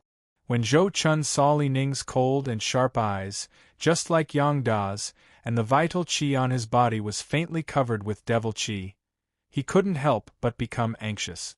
Ignoring the fact that Huang Taiji was about to be killed, he suddenly summoned a protective Buddhist psyche power and shouted, "Wake up!" Li Ning's voice sounded like a great bell ringing in his ears. He was stunned subconsciously, and the long sword in his hand suddenly shattered without the protection of his vital qi. Huang Taiji hurriedly took this opportunity to lie flat on his horse. The guards around him were ready to rush forward to stop him again. Li Ning had no choice but to shake the long sword with all his strength. His vital qi wrapped in countless shards, and with an extremely powerful technique, he threw them forward. Most of the shards were blocked by the guards who rushed forward with their bodies, and only a few hit Huang Taiji's back. At this time, Li Ning's mind was clear, and he just watched as Huang Taiji was surrounded by the crowd as they shouted, "Protect the Khan." The battle between Yang Da and the head lama had also reached the most dangerous moment. Yang Da didn't have any blood essence to replenish his vital qi, and his vital qi was getting more and more exhausted. Although he had been polished more smoothly, he was still a little bit weaker than the lama. Seeing that Huang Taiji was in danger, the head lama attacked even more fiercely. Disregarding the injury to his source, He struck out 10 big handprints in a row, smashing Yang Da's saber chi and then condensing it again. For a moment it was less fierce. The Lama's eyes became even fiercer. Regardless of Huang Taiji's imminent danger, he still wanted to take the opportunity to kill Yang Da. At this critical moment, a hateful voice that was very familiar to the 3 elites of Qilu and Lu suddenly came from midair. It said, "Where did this damn bald donkey come from? How dare you bully the weak and bully my 3 martial nephews? As their martial uncle, I can't stand it." Then, an extremely fast blood-red flowing light fell from the sky, curled around the Lama, and swallowed him into a scroll. Yang Da saw that the martial uncle only shook the scroll in his hand a few times, and the Lama's scream disappeared without a trace. Looking at the 3 elites of Qilu and Lu who were in a sorry state, River Styx laughed and said, "The 3 martial nephews are indeed young and handsome. You didn't disappoint martial uncle and the others, and you killed the Tatars of the Jian dynasty until their blood flowed like a river. Especially Yang Da, he really has the demeanor of our generation. Are you willing to become martial uncle's disciple and learn the way of slaughtering all living beings and destroying the world by the heavenly devil?" Yang Da looked at the smiling River Styx, and the demonic thoughts in his eyes suddenly surged. Without knowing the direction, he rode on the saber chi and disappeared into the south like a flowing light. Chapter 548. River Styx had already sent this information to the skyscraping devil that sensed Dorgan. Immediately, Dorgan's inner demonic spirit changed. When Dorgan was alive, he was cunning and ambitious. Now that his inner self was devoured by the skyscraping devil, he was 10 times more vicious than when he was alive. Huang Taiji was still alive, but now he was half dead. River Styx calculated that he would be controlled by Dorgan sooner or later. Originally, he needed to use some evil schemes. Now, he just needed to bribe the general of the Jiannu headquarters and unite with the deposed Amin, Haug, and the others. So what if he killed the Khan and seized power according to the Jurchen tradition? This plan was open and aboveboard. For the Han people who valued orthodoxy, of course, it was difficult to accept. However, for the Jurchen, they had their own tradition, so it was not difficult for them to accept it. After Dorgan seized power, not only would he not help River Styx control the Jurchen, but he would also use the evil energy of his demonic spirit to expose the truth of River Styx's scheme. At that time, he would contact the living Buddhas of the Mongolian, Tubo, and the great snow mountain tribes to secretly collude with the Devil Path and seek revenge on River Styx. This was the official feast of the Liaodong tribulation. The 3 people who died in the Battle of Daling River were just appetizers. They did not deserve the name of the tribulation of the 49 immortals. Moreover, Dorgan was doing his best because the Styx wanted to use himself as bait to lure out the Lord God's backup plan. No matter how covert the Master God was, he had to get in touch with Dorgan from the Jurchen side. Although River Styx was the bait and Dorgan was the hook, if the bait was as ferocious as River Styx, he would probably eat the fish together. River Styx's vital spirit predicted that a few individual immortals from the orthodox path and unorthodox path of the Central Plains would arrive soon. The situation was set. River Styx turned into a blood light and fled. In the air, he suddenly transformed the power of the sky demon method into a strand of demonic spirit and sneaked into people's hearts. In the blink of an eye, he disappeared into the sky. 3 minutes later, at the place where River Styx disappeared, ascetic Buddha showed up with the invisible sword light. Another 2 beams of light followed from behind. They were Bai Gai and Zhu Mei. They both stopped in midair. Bai Gai teased, "Ascetic Buddha, you actually let that old devil escape even though you hid invisible sword beams in the sky. Ever since you learned the formless sword escape from the Tai Ching mystic door, no one could detect your formless sword light. You've been successful in every endeavor and eradicated countless evil demons, but you failed today." Ascetic Buddha sighed and said, "I didn't have the confidence to make a move in the first place. I just faintly felt that the old devil seemed to have discovered us, so I made a move to test him. I told you to fall behind a few 100 miles, but he just happened to disappear 10 feet away from the formless sword. It seems like he really has a way to break the Tai Ching mystic door, and has the formless sword escape. With this harvest, it's not a waste of time to come. Zhu Mei's expression was a little solemn. He stroked his beard and said, "Ascetic old man, your formless sword escape is different from a junior like Monk Shao. You've trained it to the point where it's invisible and intangible, formless and colorless. Are you really sure that the old devil saw through you?" That river Styx first shed his drought demon body and achieved the supreme demon body of Great Azura. He obtained the Blood God Sutra that Xianyuan the Great found somewhere and cultivated the Blood Sea primordial spirit that couldn't be killed. At that time, he was already the #1 person of the demon path in this world. I heard that the demons that cultivated in seclusion in West Kunlun all called him the Yuquan Blood Devil. After that, he was beaten out of the 4 seas by Chen Ong of the primordial Narcissus. After he escaped to Middle-earth, his cultivation didn't decrease but increased instead. The white-browed divine monk, Zen Master Zuanxing, and divine Nun Yu Tan worked together to calculate his background, but they only managed to fight against his incarnation of the Mahasvara heavenly devil several times in the Heaven's Secrets. It was extremely dangerous. The few divine monks were plotted against by him using the devil Luoboxen as a Buddha and gave a Buddhist scripture of total destruction. Only then did they know that this person had already achieved the supreme Tao fruit of the Sky Devil, and his magical power was unbelievably vast. The Sky Devil broke the law and ended the law. The fate was the most compatible with the tribulations. Now that his fate was compatible with the 9 great tribulations of the immortals, along with the evolution of the tribulations, the progress of his supernatural power and magical power was immeasurable. Senior Brother and Senior Yen Zimu estimated his background and guessed that he might not be the original drought demon Gu Haozi. Instead, when Gu Haozi broke through to the Sky Devil, he attracted the tribulation of the Sky Devil and the Sky Man, and his original self was swallowed by the devil. I don't know which Sky Devil King's incarnation came to the world and attracted the tribulation. He prayed to the Patriarch, but he didn't get the decree from the Patriarch. That is to say, it's highly possible that Devil Luoboxen came in person.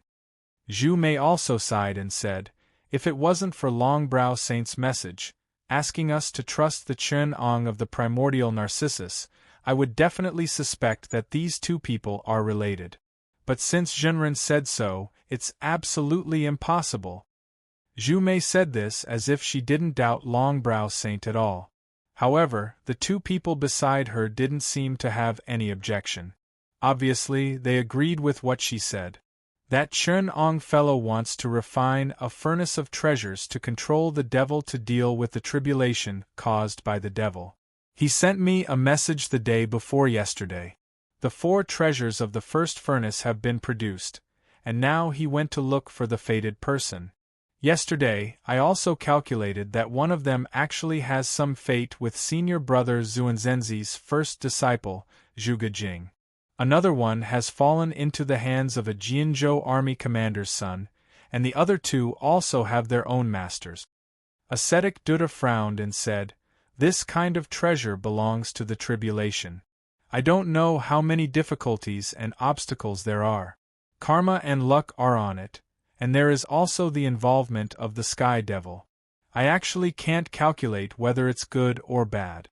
I only know that this kind of treasure is the hope to save your life in the future, but it could also be a life-threatening talisman. It can help you achieve the Tao, but it can also pull you into hell and sink forever. Fortune and misfortune are reversed, and it's only in the ingenuity of one's heart. This is a dangerous test for me." Ascetic Buddha couldn't bear to see it. It was Zhu Mei who persuaded him. If it's a blessing, it's not a curse. If it's a curse, you can't escape it. This treasure is determined by the heavens. It can be seen that my martial nephew has already been involved in this tribulation. This treasure is just a sign.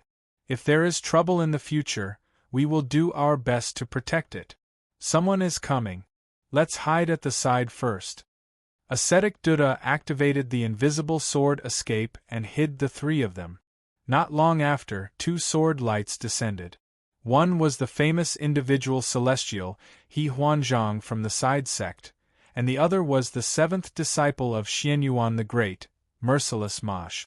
The two looked at the remains of the battlefield below. Merciless Mosh couldn't help but gnash his teeth and said, "That old devil River Styx killed my honored master, and I have an irreconcilable grudge against him. Originally, I thought that his magic was powerful and his cultivation was profound, so I wanted to secretly find his flaws. I wanted to kill his disciples or harm the people he cares about. I wanted to ruin something big for him so that I could avenge my honored master. It's a pity that the old devil is truly inhumane. He takes pleasure in toying with the masses. A few days ago we saw his martial nephew. He must be the disciple of his archenemy. I wanted to kill them and frame the old devil, but he played with them like this. I'm afraid he doesn't care about this. If I were to take action, I'm afraid he would be happy to see me. If this goes on, when will we be able to avenge him?" Chapter 549. Ascetic Buddha, who was invisible at the side, said, "This person is also sinful and has done many evil things. Unfortunately, his time has not come and he cannot be killed. However, River Styx is not someone easy to deal with. If he continues like this, he will meet his doom sooner or later." However, he suddenly heard a voice in his heart, "My friend is right. River Styx will let him meet his doom now." A voice suddenly came from the ground, "So there is still a dead remnant here. I am the kindest. I will send you to reunite with your master now." River Styx was thousands of miles away. He followed the aura and sent a strand of skyscraping devil's thought over. He attached it to his voice. The moment the two heretics heard it, he immediately followed the skyscraping devil's sense and absorbed their blood. After River Styx became a skyscraping devil, he placed a curse in his name.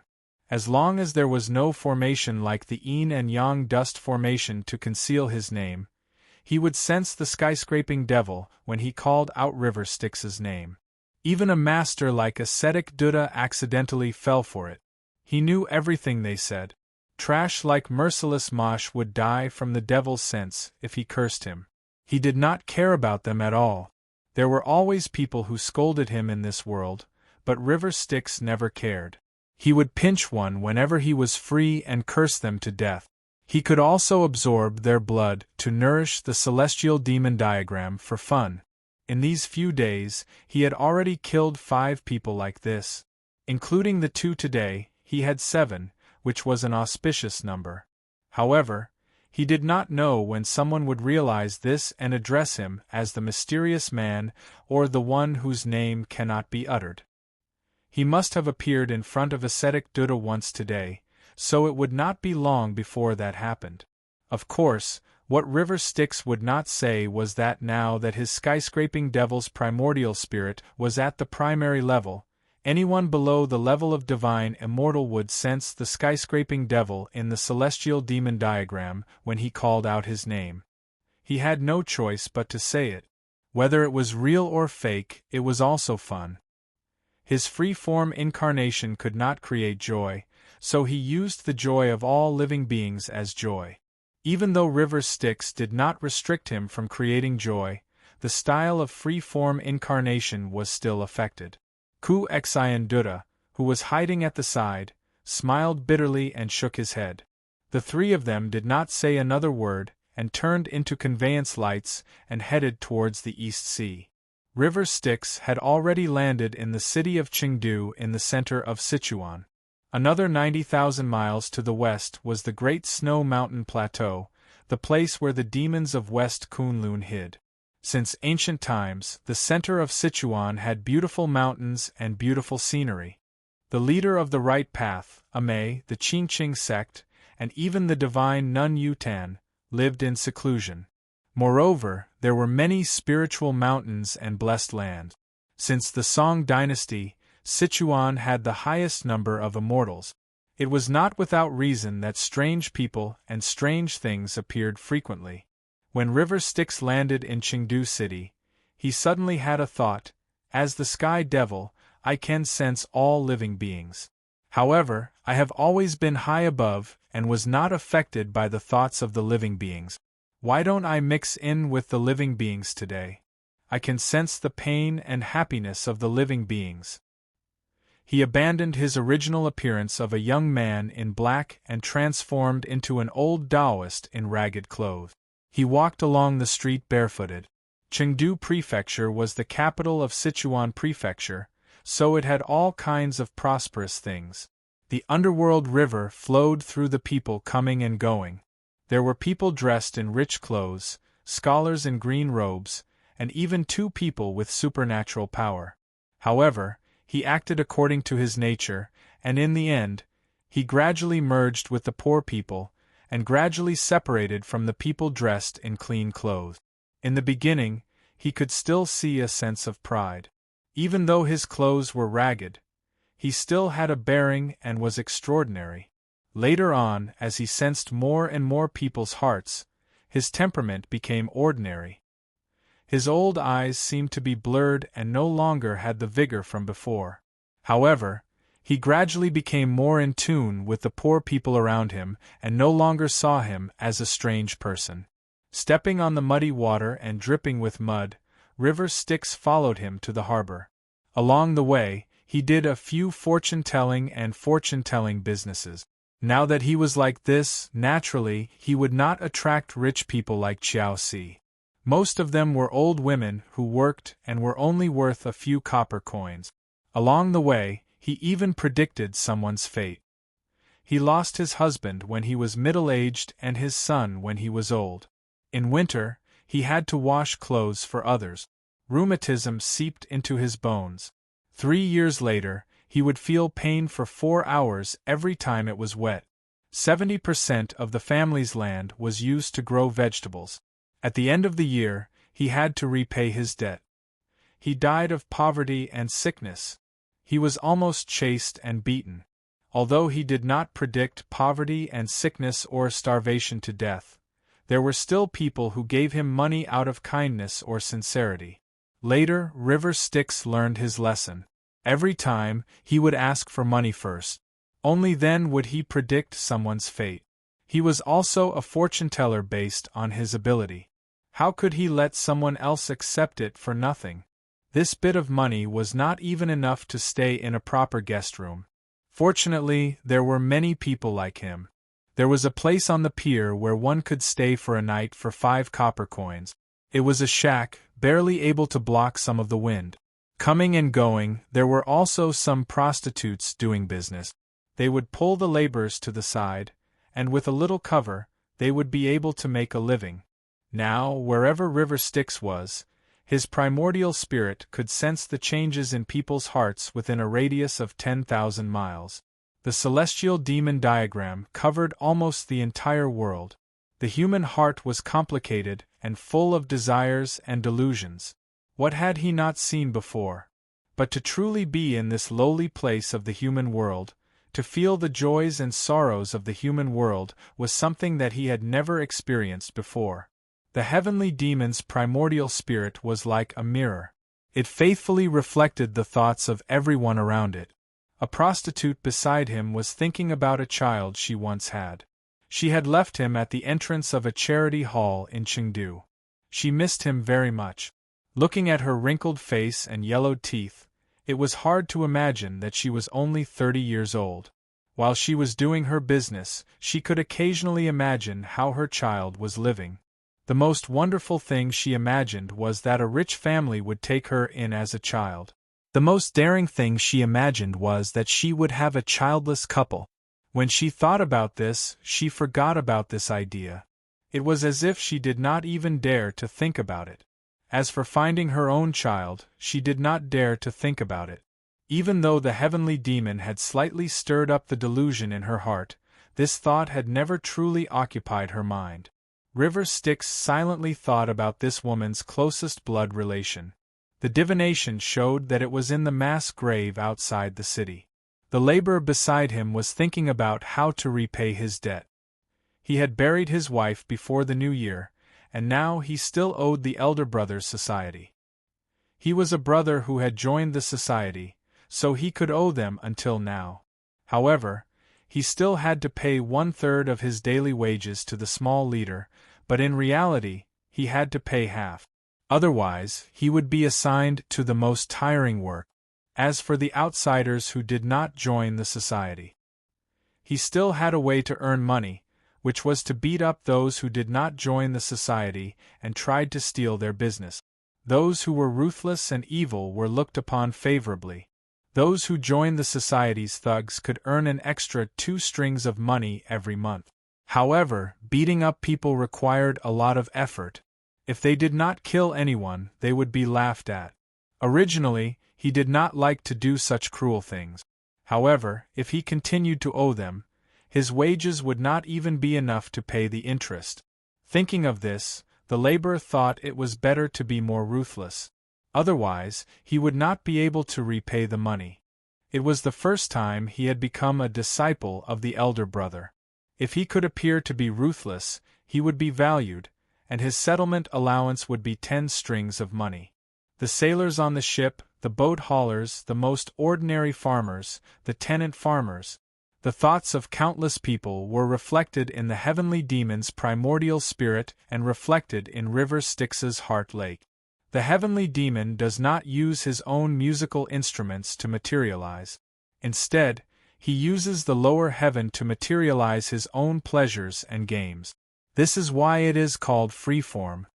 At this moment, the heavenly demon sensed all living beings, but he did not hear about the pleasures of all living beings. There were only all kinds of suffering, all kinds of negative karma, and the struggles of billions of living beings in the Middle Earth, the Ming dynasty, the West region, the southern barbarians, and all the other countries. The endless distracting thoughts of all living beings were first of all suffering. All thoughts of sadness, resentment, hatred, and anger were transformed into all kinds of wishes. So the heavenly demon also has wishes? River Styx was speechless. The heavenly demon uses the lower heaven to materialize his own pleasures and games. This is why it is called freeform. However, the human world is filled with resentment, worry, bitterness, and sorrow. This kind of wish power can be used by the gods and devils, and the heavenly demon that I have refined can use it. However, my heavenly demon's primordial spirit cannot use it. The pure power of thought should be born under the Dharma of perfection, tranquility, and joy. Therefore, the power of thought used by the Buddhist sect should be merciful and beautiful wishes. As expected, the Buddha and the devil share the same thoughts. The relationship between the devil and Buddha is deeper than I thought. River Styx looked at the thoughts of all living beings reflected in the heavenly demon's primordial spirit and said quietly, "How can the celestial beings save the Ming dynasty? If I don't turn the world upside down, how can I save all of you? If I turn the world upside down, what's the use of saving all of you? The mercy of the devil is to give all of you one last way out when there is no other way out." River Styx flicked his finger in the celestial demon drawing. Suddenly, a formation in the 9 heavens and 10 earths turned into an illusory world. It evolved into countless peaceful and prosperous worlds. This world was formed by River Styx. All the laws came from River Styx. It was the happiest and most peaceful world that River Styx could create. It was a world where River Styx could create a carefree and worry-free world. After River Styx finished creating this world, he used the immeasurable thoughts and demons in the celestial demon drawing as a supplement. He forcefully created this world that was formed by the formation. Although it was just a realm of thoughts formed by the power of thought, this place could accommodate countless souls. When their lifespans were exhausted, they would enter the cycle of reincarnation. River Styx's clear voice echoed in the void. Chapter 550. After staying in Chengdu for a day, River Styx kept the celestial demon drawing and headed for the great snow mountain by the river. She exerted the sky demon meditation technique to the extreme and sensed the secrets of the people's hearts on the Kangba Tea Horse Road. In a flash, she had already descended into the world as a sky demon from the souls and thoughts of the traveling merchants. The border of western Sichuan was the boundary between the Great Snow Mountain Plateau and the Sichuan Basin.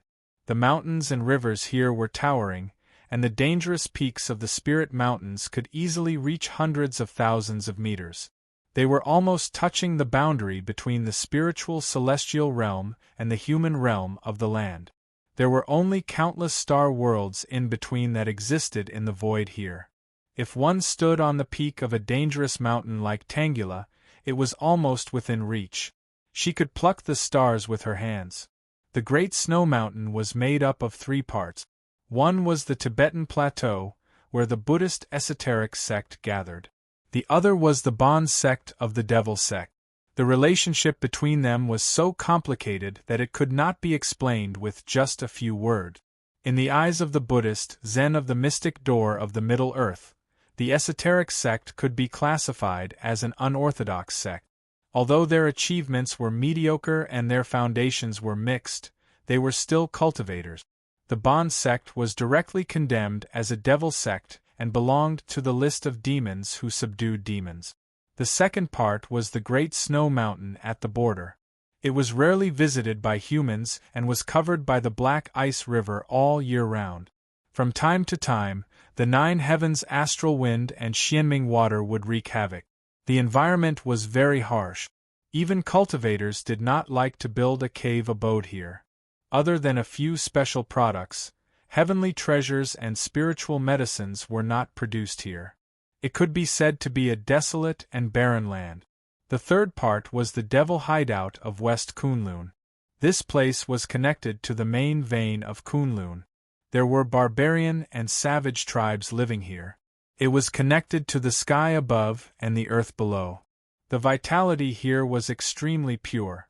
It was a land full of heavenly treasures and spiritual medicines. However, the natural environment was harsh and the population was sparse. Other than a few old monsters with profound supernatural power, there were only a few old demons who had been in seclusion for many years who cultivated here.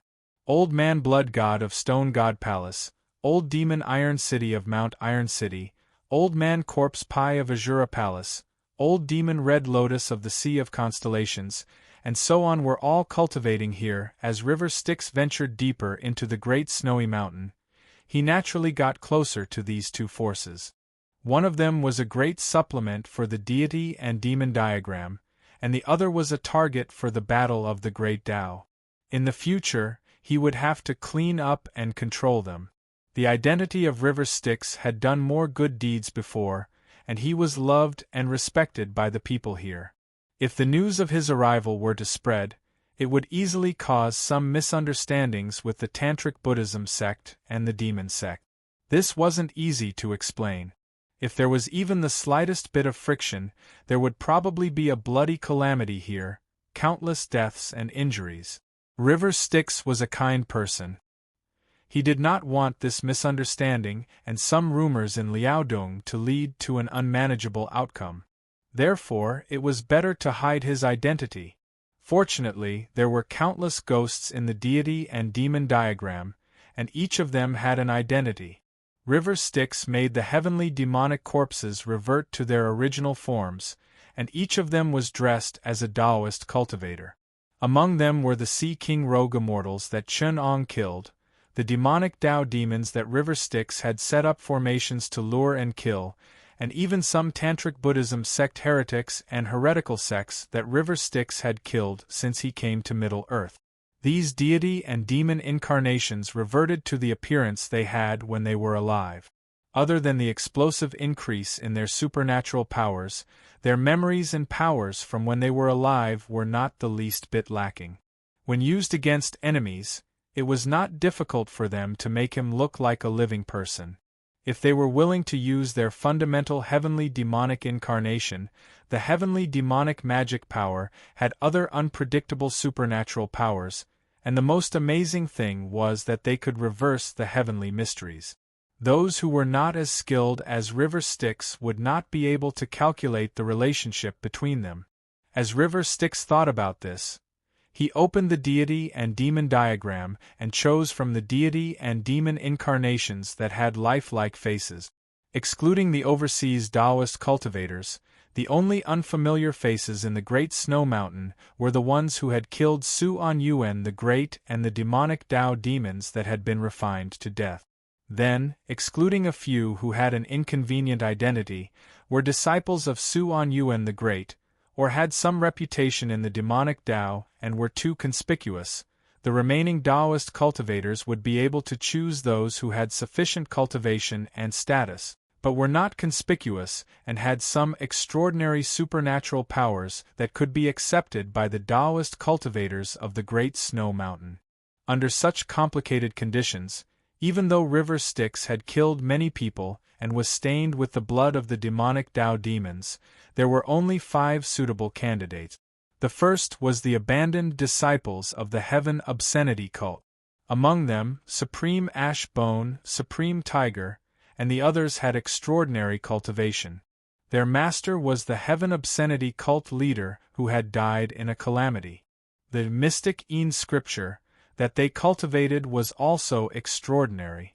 Even though they had some karma with the demonic corpse valley, the demonic corpse would only appear 20 years later. Together, they were considered suitable candidate. The second was a rogue cultivator from the West Kunlun sect, Shao Qing. This person had once joined the Lianshan cult, but because he had done too many evil deeds, he was afraid of Patriarch Lianshan's punishment, so he broke the door and escaped. In the beginning, he only cultivated some unorthodox spells. After he joined the Lianshan cult, he cultivated the magic in the Mystic Demon 3 Ginseng, Divine Office Supplement.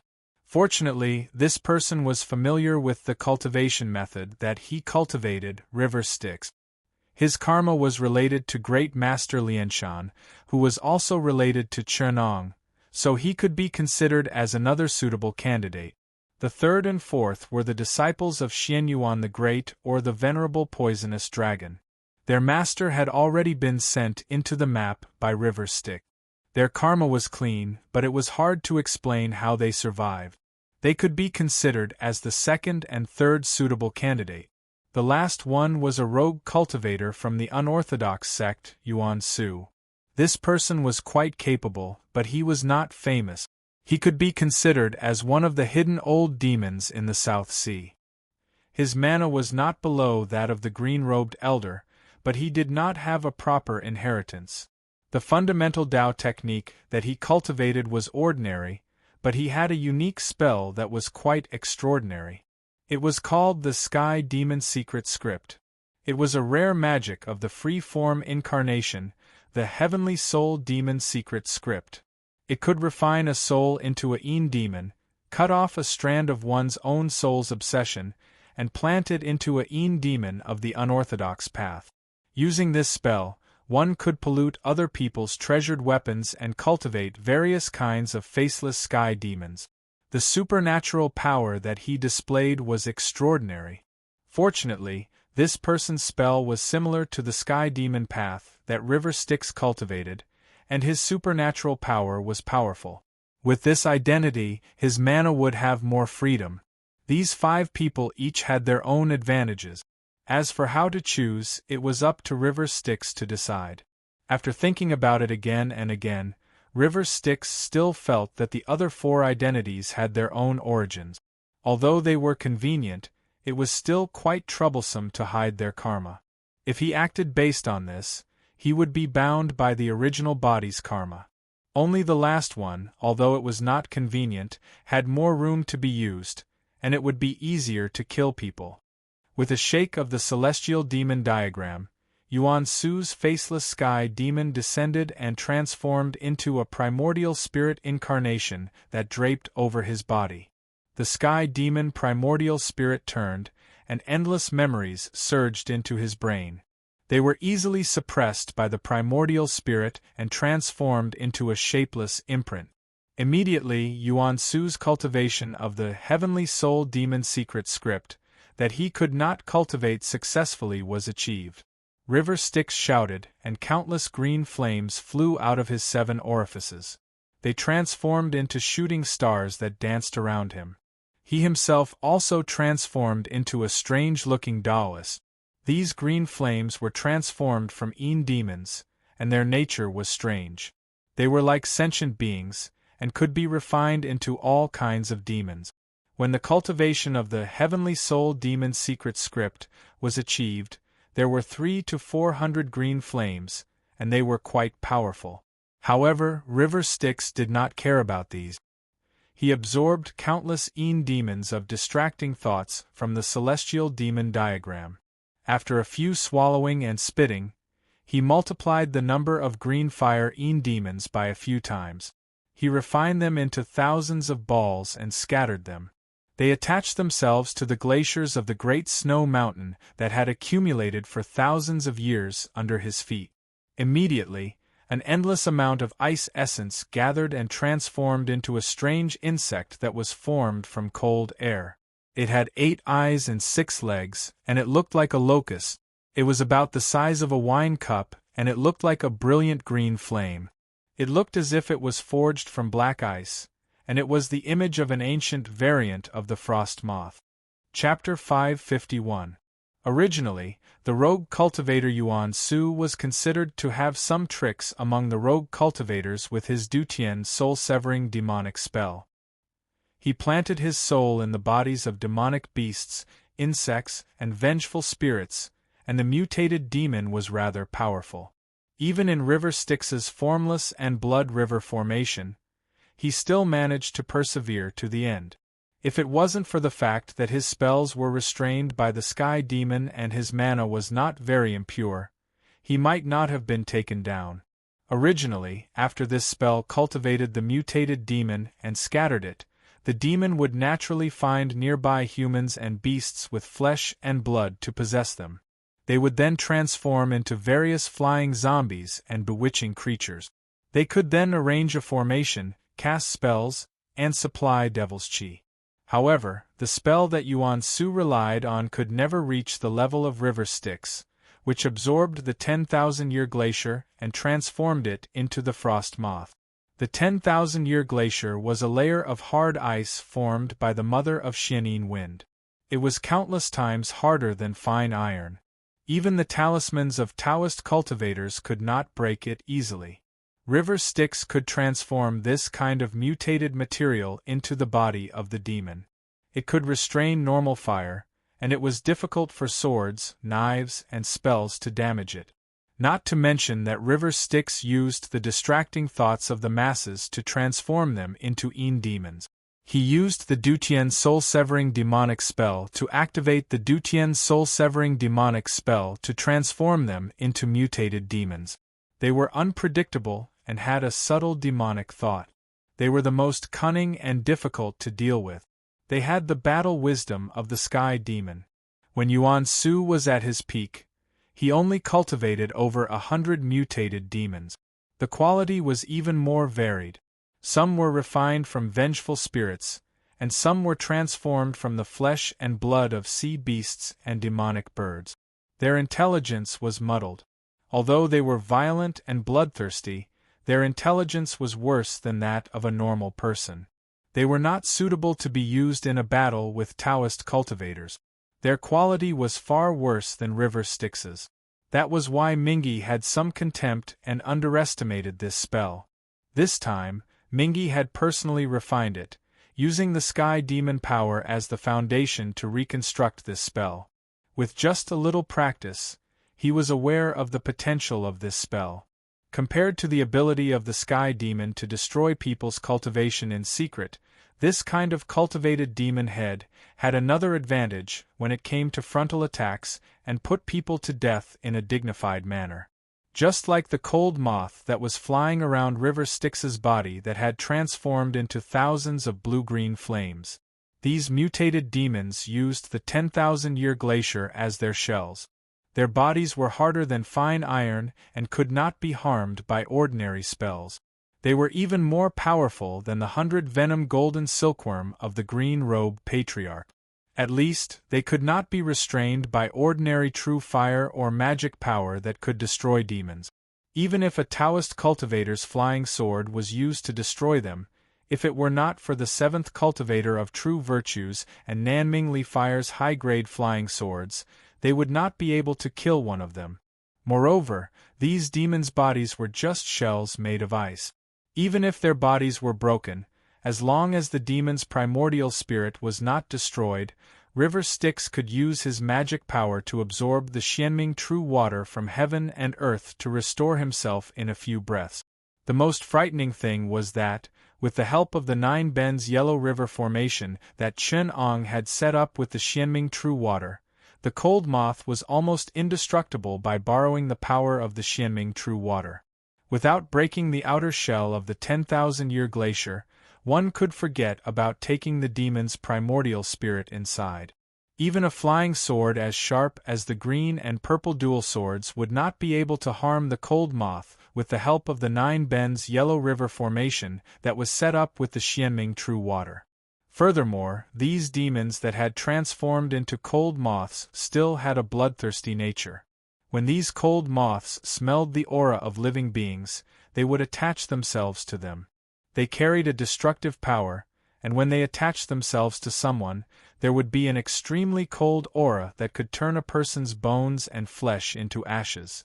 Moreover, the demons inside had the ability to devour blood essence and burn souls.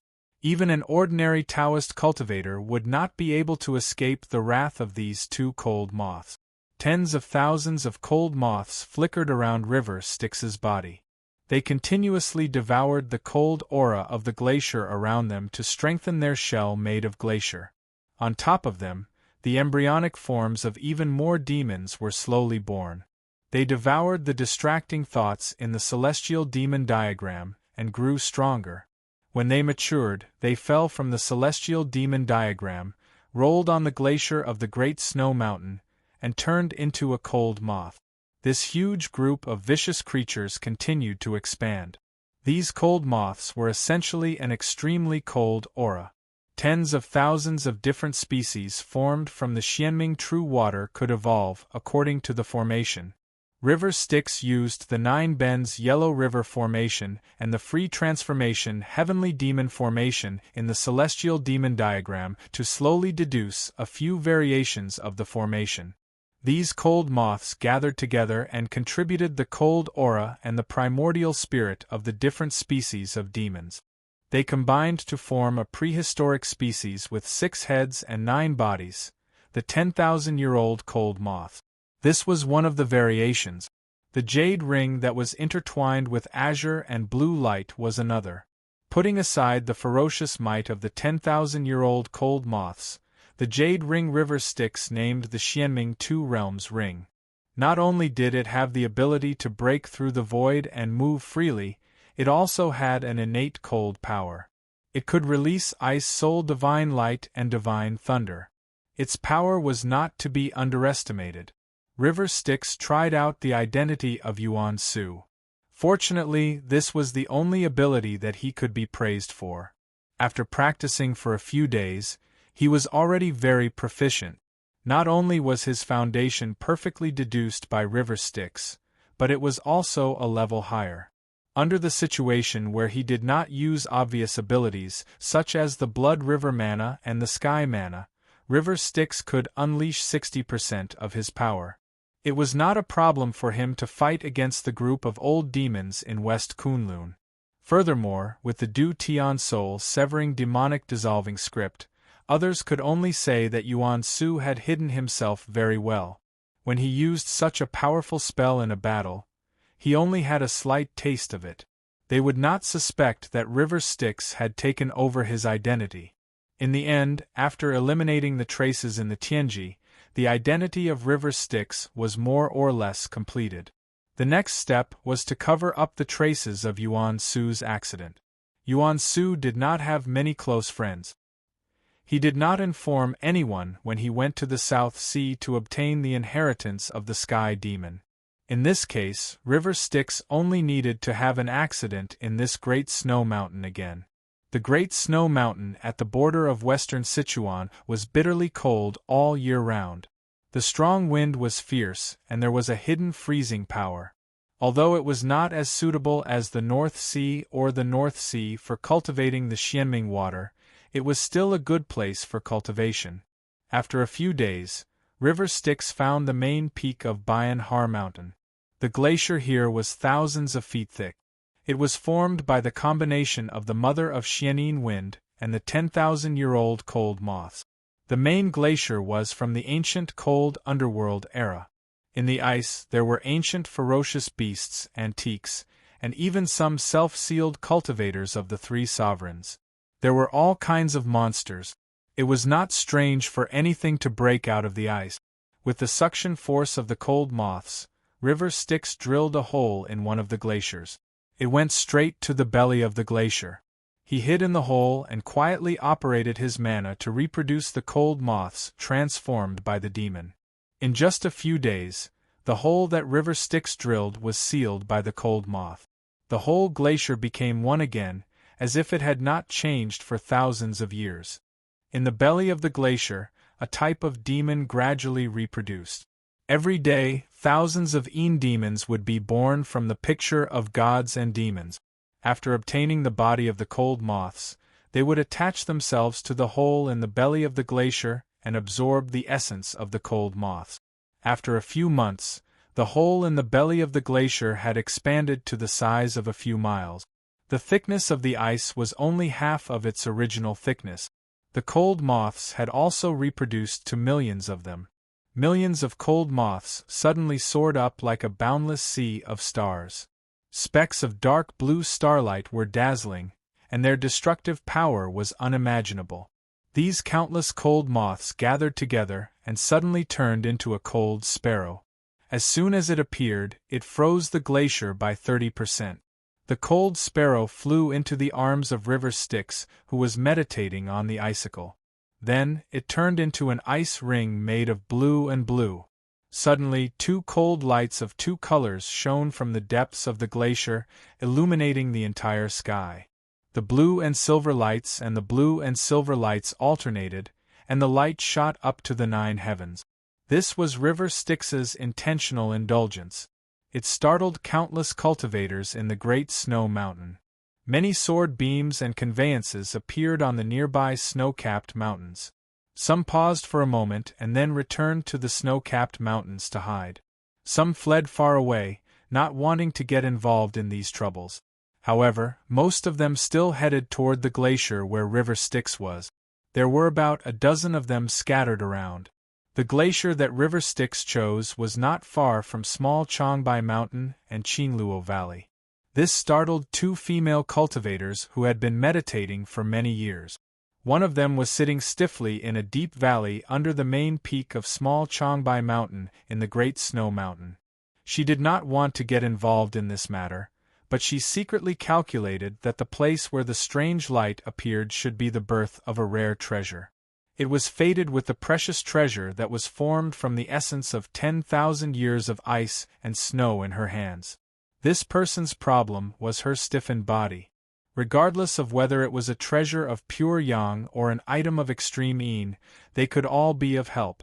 Originally, she heard from her good friend, Master Yuqing, that as long as she concentrated on her cultivation, there would be someone who would help her in the future. However, this female cultivator was also an unyielding person when she was young. If there was any other way, she would not be willing to rely on the mystic door or anyone else. Chapter 552. The other one was the master of the 8 demons of Western Sichuan, Divine Hand Bhikkhu Wei Fengyang.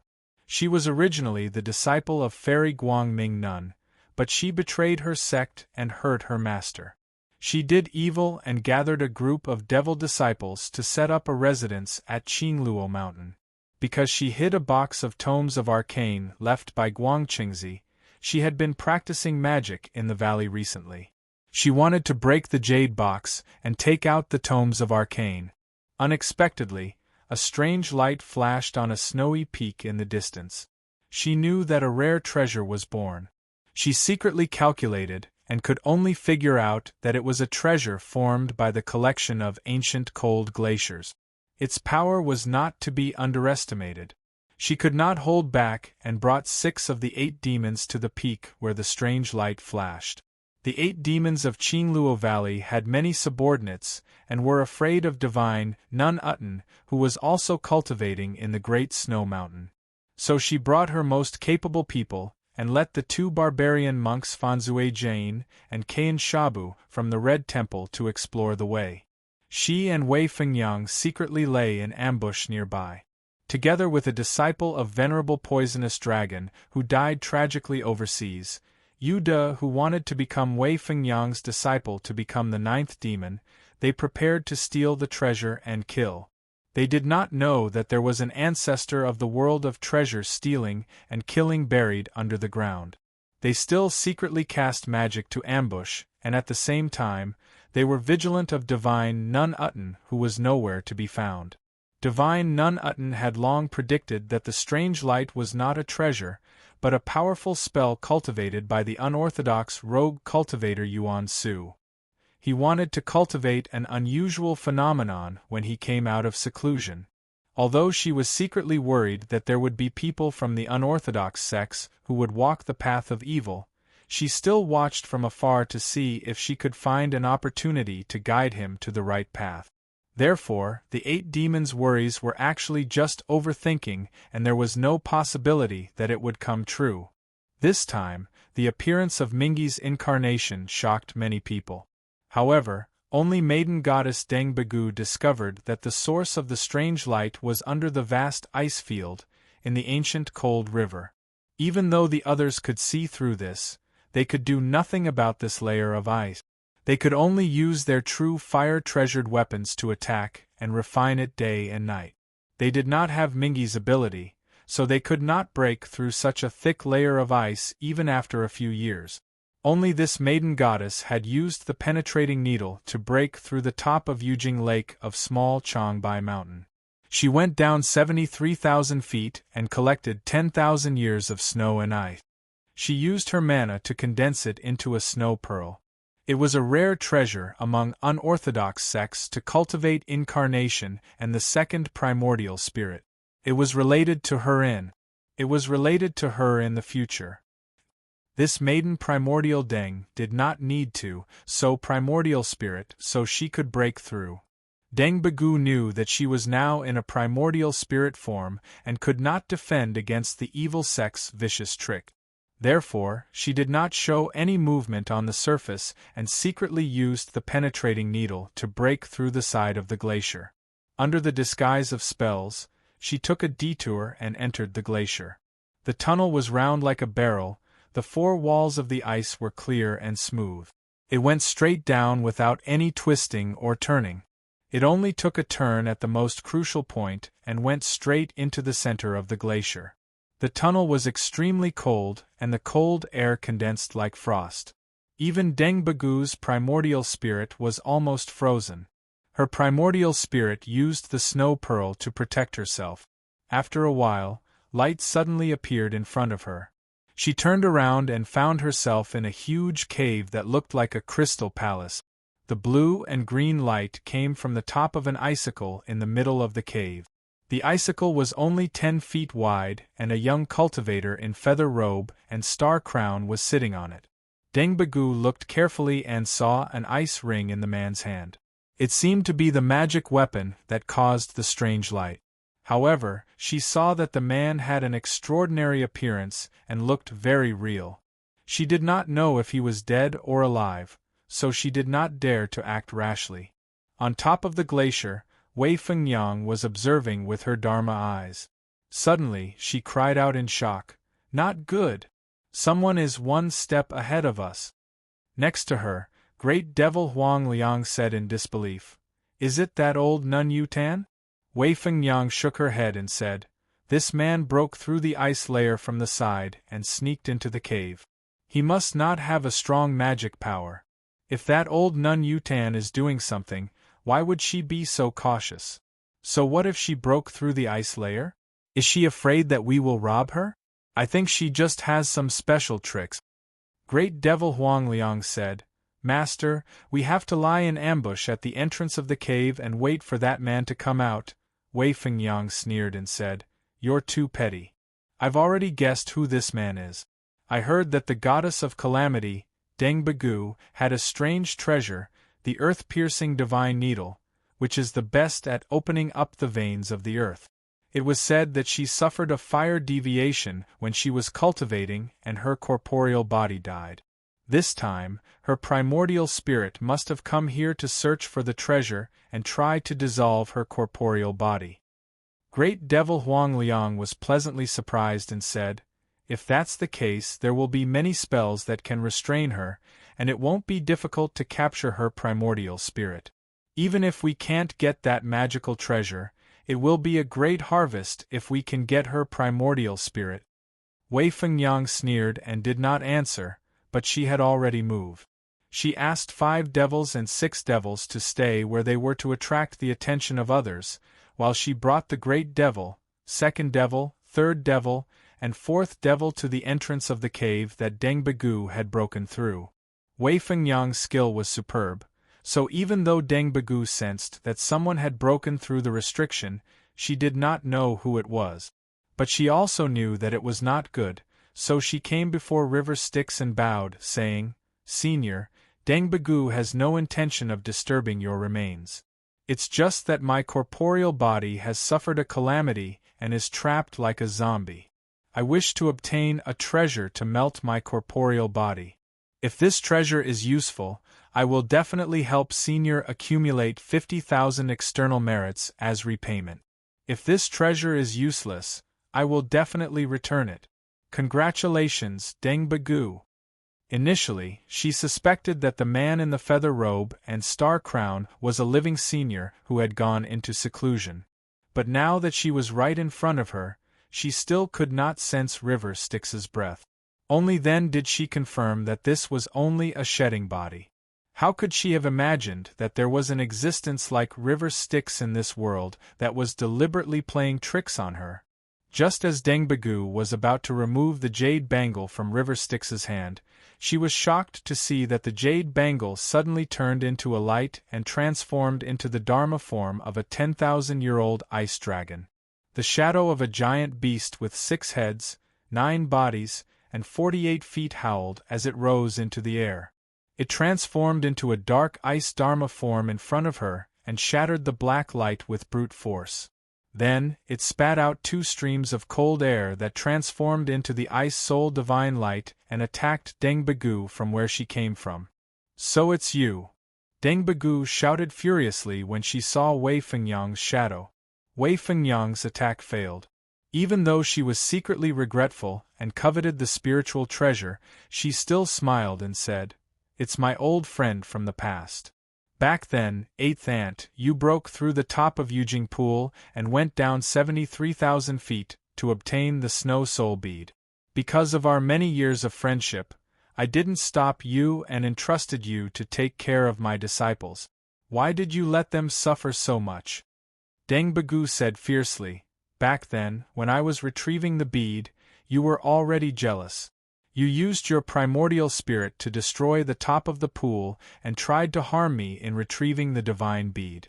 Now that you know my corporeal body has gone berserk and I'm no longer your opponent, are you here to kill me and use your spear?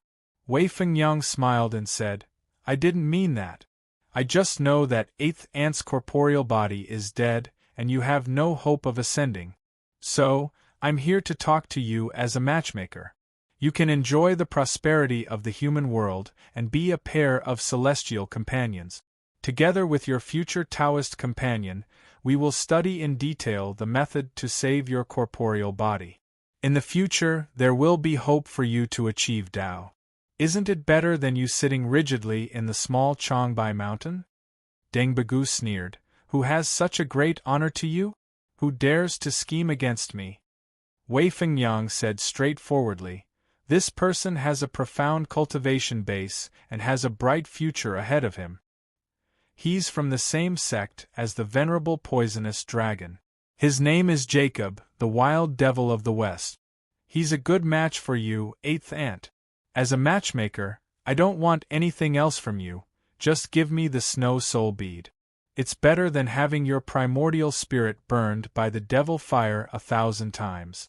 If it wasn't for our friendship, how could I let you off so easily? Chapter 553. Eighth Aunt Deng called herself the goddess of calamity, so her temper was naturally not good. Now that she was being forced by Madame Wei Fengyang, she even had the thought of perishing together with her. In eighth Aunt Deng's eyes, the Western wild devil Jacob was a lowly person. In order to snatch the snow soul pearl from her, he had repeatedly come to make things difficult for her.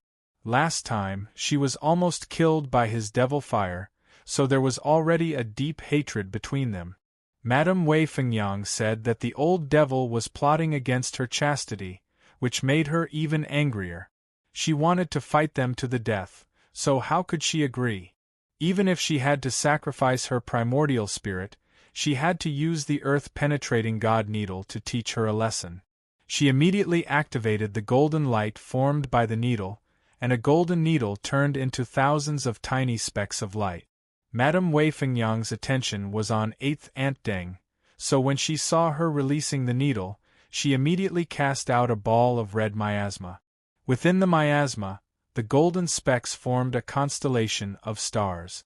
The golden light of the earth-penetrating god needle shot over, but the miasma was as flexible as a brocade. It wrapped around the sharp golden light, and the thousands of golden specks emitted a great force, firmly absorbing the golden light, so it couldn't hurt her at all. Eighth Aunt Deng, I've been waiting for this. We've known each other for decades, so do you think I don't know what tricks you have? This starry rainbow cloud miasma is made by refining the Miaojiang poison, mist miasma, with my Miaojiang magic. If a person encounters this kind of poisonous miasma and breathes it in, the poison will attack their heart in a few days, and their entire body will swell up and die. I've even refined it to the point where it can restrain the magic power of cultivators and pollute their magic treasures. I've painstakingly found a magnetic vein, and absorbed a lot of magnetic essence into golden specks. It can also restrain flying needles and refine them into the rainbow cloud miasma. It's the perfect counter to your earth-penetrating god needle. Your needle light is blocked by the miasma and absorbed by the magnetic essence. Let's see what else you can do. You can only struggle. When the 4 devils at the side saw that their master had seized the enemy's magic art, they shouted in unison and released their flying swords to attack. 4 greenish-gray sword lights flew out together and immediately tangled with the snow soul pearl light released by Deng Bagu. Deng Bagu's primordial spirit was enveloped by a wisp of clear light and emitted a biting cold air, which slightly froze and slowed down the 4 devils' sword lights. However, she still had to divert her attention to defend against Wei Fengyang's attack, so she gradually fell into a disadvantageous position. This scene of noobs pecking at each other made River Styx unable to lift his spirit. His battle of magic was not a scene that could topple the mountains and overturn the seas, or destroy the stars and grab the moon. His opponents were all big shots, such as the living Buddha of the Great Snow Mountain, the cult leader of the Western Devil Cult, one of the 3 great grandmasters of the evil sects, Xianyuan the Great, and even the ancient Hanba. Between them, the Great Formation enveloped thousands of miles, easily opening up 2 worlds and blending into the void. Between them, there was also the Great Blood River Formation. The Great Heavenly Demon Formation took in the hearts of the people in the land realm, and it was like a god or a devil. The battle of magic was extremely dangerous, and if one was not careful, they could turn a land of thousands of miles into powder. In the vast central plains, wind, earth, water, and fire would erupt at the same time, and billions of lives would be destroyed. Between Deng Bagu and Wei Fengyang, the small matter of their daughters pulling each other's hair and tearing each other's faces was nothing to him. In the past, in the battles and disasters on the battlefield, figures of their level were only fit to be cannon fodder when the Godfiend diagram surged, or when the Red Lotus hellfire burned. River Styx had killed many people along the way. For example, Elder White Rock had a name, Supreme Tiger Strength, and Supreme Ash Bone had a background. Old demons like Yuan Su, who had killed by mistake, were merely mentioned in passing, and most of them did not even have a name. After going through so many storms, River Styx did not even have the interest to lift his eyelids when he saw the battle. He continued to sit with his eyes closed. The two mysterious and underworld rings floated in front of him, protecting Deng Bagu. The cold air was restrained, and only a protective light flickered faintly, breaking away some of the magic power that spread towards him. On the other side, Deng Bagu only had the body of a primordial spirit, and she could not cultivate the infant primordial spirit to the state where it was full of spirit and energy like a corporeal body like spiritual master Ji-Lo. She could only hold on for a short while, and her spirit showed signs of dissipating. Her solid body slowly became blurry, like a phantom. Even if Deng Bagu tried her best to focus, she could not. On the other side, Wei Fengyang's mouth opened slightly, and the decadent voice of the heavenly demon flowed out like a song. Under the harassment of such bewitching magic, her spirit drained even faster. Even though she had the Snow Soul Pearl to dispel the external demons, suppress the distracting thoughts, and condense the primordial spirit with a cold stream, she still could not get rid of the danger of chi deviation. Her primordial spirit was not complete, and she gradually fell into a disadvantageous position. She could only hold on with great effort. Suddenly, a hoarse voice of a man behind Wei Fengyang could be heard shouting, "Senior Marshal Sister Wei, I have been in the valley for a long time, but I have not done anything. Let me take down this female god of calamity."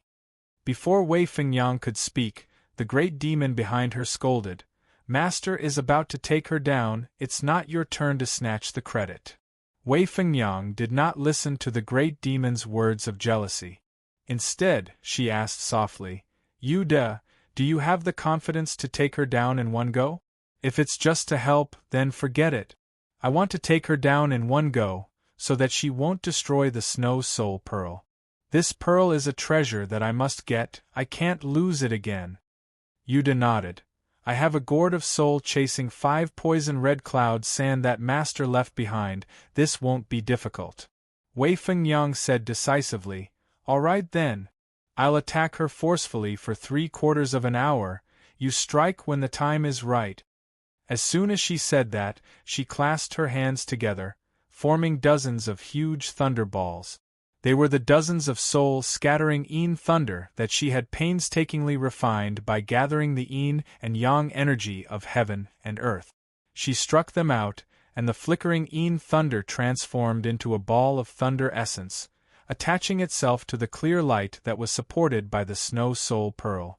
Instantly, wind and thunder erupted, and a thunderclap resounded. Deng Bagu's primordial spirit was forcefully shattered. She cried out in pain, and when she reformed her primordial spirit, it was only a blurry shadow that looked like a ghost. A cultivator's primordial spirit actually had a yin quality, so it was obvious that it was heavily injured. Just as Deng Bagu reformed her primordial spirit, Yuda seized the opportunity and shot out a handful of red sand, scattering it into the air. Immediately, a large yellow fog and red clouds with the faint sound of thunder and lightning struck towards Deng Bagu's head. Her primordial spirit had yet to recover, so the Snow Soul Pearl could only protect her.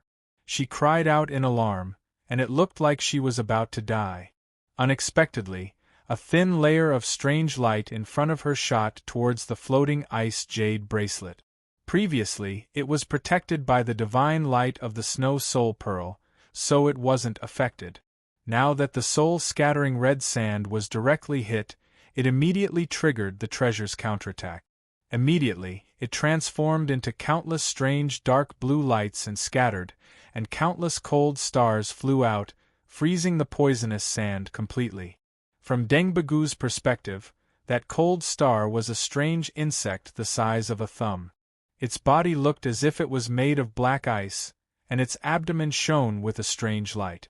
The jade bracelet transformed into tens of thousands of strange insect cold stars.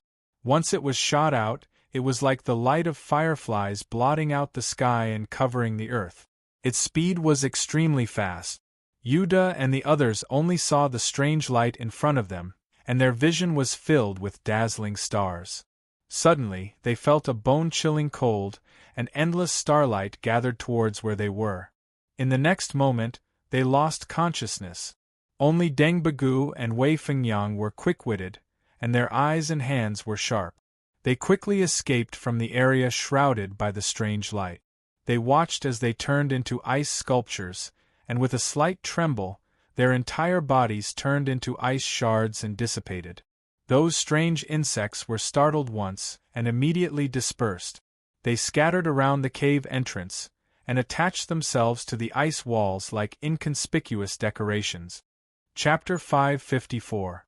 When River Styx saw that the mysterious and underworld ring was triggered, it counterattacked and froze the people brought by Wei Fengyang to death.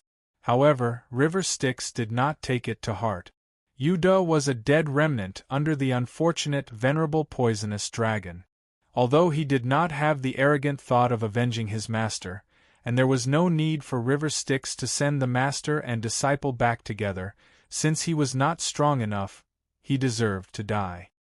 He was not worthy of the elder ancestor to stop him. As for the two women who survived, Wei Fengyang was the one who betrayed and injured her master. Although River Styx did not care about worldly etiquette, he did not have a good impression of such a rebellious disciple. Although 8th Aunt Deng came from an evil sect, she and the old nun Yuqing could be said to be clean. They had not done any evil deeds and had good aptitudes. Apart from being a little eccentric, they were not immature. If Chen Eng's true self was here, he would not be stingy to teach them a lesson. Unfortunately, it was River Styx who was here. A normal person would not be able to accept the old monster's benefits and enlightenment. Seeing that the two female cultivators were looking at him with shock and doubt in their eyes, River Styx knew that the two of them had discovered him. He opened his eyes and circulated his transcendence energy. The cold moth on the ice wall instantly fell back like shooting stars and turned into a strange green light. They merged and turned back into the ring of ice jade, and returned to River Styx's hand. River Styx saw the two women's shocked and frightened gazes. He shook his head and smiled. "I say, you two little dolls are really interesting. I, the elder ancestor, am alive and well here, but one of you insists on treating me as a senior's remains. The other simply ignores me and wants to kill people under my mysterious and underworld ring. Just now, those few kids accidentally touched the magic treasures. They might as well die for me. People who are as weak as insects should not come out and look for trouble. I'm worried that I'll shock you to death when I sneeze." As River Styx spoke, he shook his body slightly. The thin layer of ice on the surface of his body shattered, and a frightening cold air seeped out from the ice. Even though 8th Aunt Deng and Wei Fengyang were not close, they could still sense the desolate aura of the underworld, which seemed to exterminate all living things. It was like the primordial cold underworld era. When it was absorbed, it was an extremely frightening cold air that froze the three realms. It could easily turn 10,000 miles into the North Pole and return to the desolate ice age of the underworld. Only then did the two of them realize that this person's preposterous words, "I'm afraid of killing myself with a sneeze," were actually not lies. Both of them were first-rate figures in the unorthodox sect. Although people like River Styx could look down on them, they were still outstanding cultivators in this world. 8th Aunt Deng could penetrate the Earth's crust, collect the essence of ice and snow for 10,000 years, and refine the snow soul pearl, a treasure that could cultivate the second primordial spirit. Wei Fengyang could gather the 8 devils, a group of demons and devil disciples, and occupy a blessed land like Mount Qingluo, which even made the strange man Hua Linghun envious. She could even seize the jade box of the tomes of arcane from Guangchengzi and build such a huge foundation. How could she be someone ordinary? These two female cultivators were first-rate figures among them. They could already tell that the history of this layer of ice was not much shorter than that of the glacier. They did not expect that there was a real object like the true water of Xianming in the world. They thought that this senior was a figure from before you the Great conquered the flood, at the same time as Emperor Xianyuan, and could even be traced back to the ancient cultivators of Gong Gong, Zhu Rong, and Nine Heads. Of course, this was not a big deal. When the ancient zombies, Wu Hua father and son, were born, they were also fiercely defeated by the leader of the Amei sect. However, this was the ability of Amei. Unorthodox cultivators like 8th Aunt Deng and Wei Fengyang did not have this kind of magnanimity. They were just secretly frightened.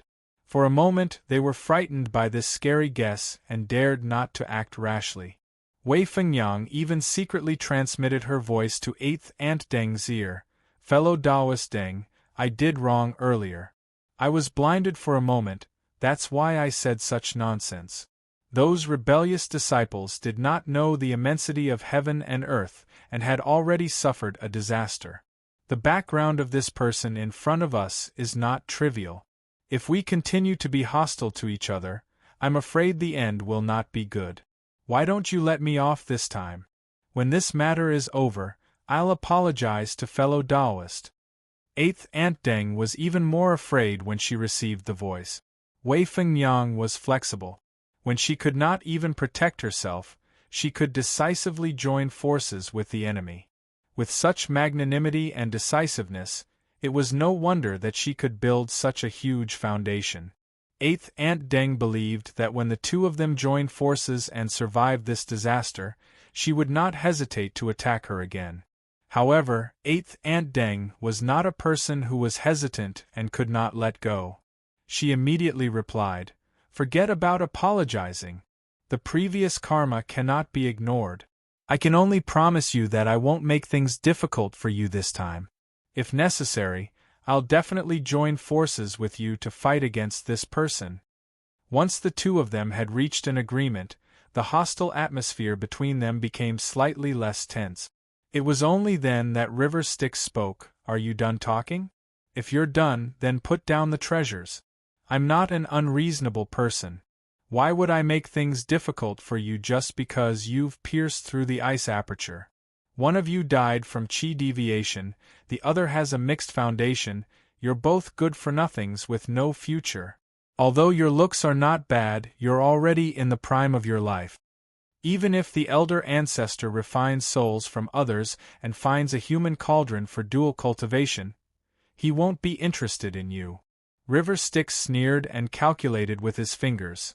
Only the heavenly book jade box in the little girl's hand is slightly interesting. Unfortunately, the elder ancestor of the 9 heavenly scriptures has learned it before, so there's no need to kill and snatch it for this matter. Of course, if you have the Tao Te Ching incantation that I personally passed down, or the basic orthodoxy of the Emperor of the Upper Realm, then it's a different story. One of the biggest secrets in Wei Fengyang's heart was suddenly exposed by River Styx. She was so nervous that the mana in her body moved strangely. Although it was not a secret that she had obtained the heavenly book jade box, only a few people in this realm knew about it. It was a very secret of secret. Although she knew that the mighty people would not be interested in the heavenly book jade box, she also knew that treasuring a jade box would cause trouble, so she was still terrified. That was why she never brought the jade box with her. It was only because when the mighty people had designs on the jade box, they did not need to plot against her, they could just leave the Green Conch Valley on their own. However, she also let the 8 demons guard the Green Conch Valley to prevent it from being stolen by some thieves. This kind of arrangement that could prevent villains but not mighty people, the scheme behind it was self-evident. Unfortunately, she still met Lady Miao Yi and personally sent her to face the tribulation. Although River Styx's words were not pleasant to hear, the two of them still enjoyed it and let down their guard. Although they were still vigilant, they dared to go forward and talk to her. Wei Fengyang was bolder after all. She smiled gently and said, "I don't mean to disturb your rest, Senior. I wonder if you want to continue your isolated cultivation or come out for a walk. I'm not talented, but there's a blessed land nearby. May I invite you to stay there for a few days and see the changes in the human world? It'll be convenient for you to travel. Chapter 555. Before 8th Aunt Deng could think of a way to stop them, they heard the sound of wind and thunder coming from above the ice layer. Someone on the ice layer must have discovered the secret of the ice aperture and was releasing divine thunder to attack the prohibition, with the intention of exploding the glacier to obtain the treasure. When River Styx heard this sound, he laughed and said, "This place is not safe now. If they see us here, they will definitely be troubled." Based on the Patriarch's original intention, he should have fulfilled my fate with them and given them a bloody calamity, River Styx thought to himself. The heavens sent me to this world, not to bring peace to the world, but to bring war to the earth. However, it's been a while since I've played this game, and my murderous nature has gradually disappeared. Why don't I change my stance and give them a fundamental great technique to become Buddha and immortal, so that they can ascend to my Godfiend diagram and enjoy boundless bliss? With that thought in mind, River Styx secretly left behind a bit of the heavenly demon's thoughts in the celestial demon diagram. It turned into a box of heavenly tomes and left behind the heavenly tomes that would allow him to cultivate into the heavenly demon's dark demon. He hid it in the ice pillar and waited for River Styx to leave. It would replace the mysterious underworld ring and release a strange blue and green light. He had to attract the attention of the cultivators who came to look for treasures so that the heavenly demon could enlighten them in the future. Meanwhile, River Styx agreed to Wei Feng's mother's invitation and brought Deng Bagu to Qingluo Valley. Initially, 8th Aunt Deng did not want to fall into Wei Fengyang's devilish trap. However, River Styx casually flicked out a streak of Sky Demon's psyche power and transformed it into pure yang. It fixed Deng Bagu's primordial spirit that had gone rigid due to Qi of fire deviation, causing her to separate from her physical body for a long time before her cultivation reached a certain level. Moreover, she was severely injured by Wei Fengyang's demonic voice. Not only did her Qi of fire deviation not worsen, but it also improved greatly because of this bit of pure yang Qi. Under the sudden inspiration, 8th Aunt Deng's spiritual sense sensed that not only was there no danger on this trip, but there was also a chance of escape. It was related to the overall situation of escaping from the disaster in the future. At this time, it was no longer up to 8th Aunt Deng to think. In order to escape from the disaster, she had to try even if it was a tiger's den or a dragon's den. Wei Fengyang brought the rest of the 5 demons, 6 demons and the others along with Mingi towards the Green Conch Valley that was hundreds of miles away.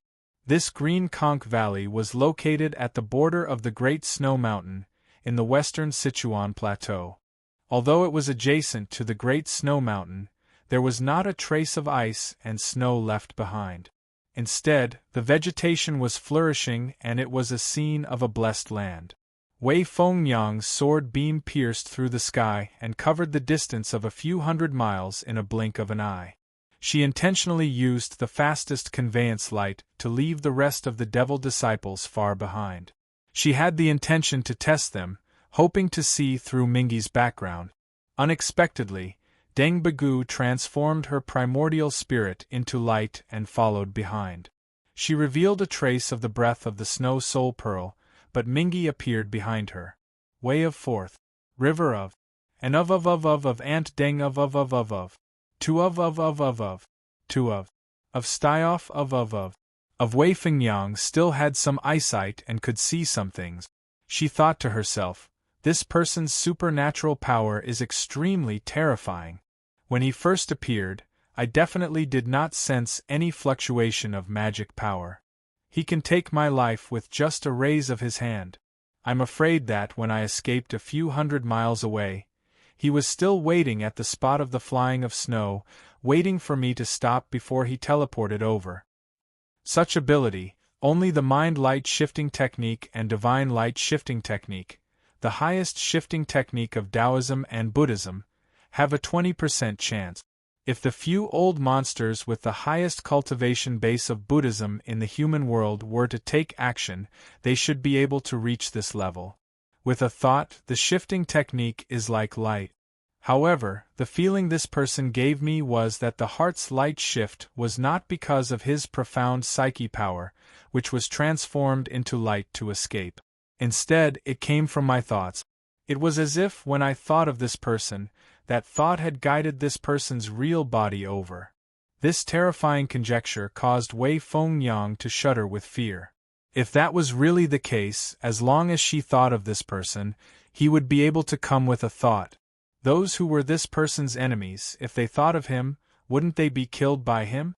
If such supernatural power was extended, even thousands of incarnations would be nothing. Who would be able to fight against him? Wei Fengyang was frightened by her own guess. She dared not have any other thoughts. She already knew that a person like River Styx was not someone that she could control or even influence.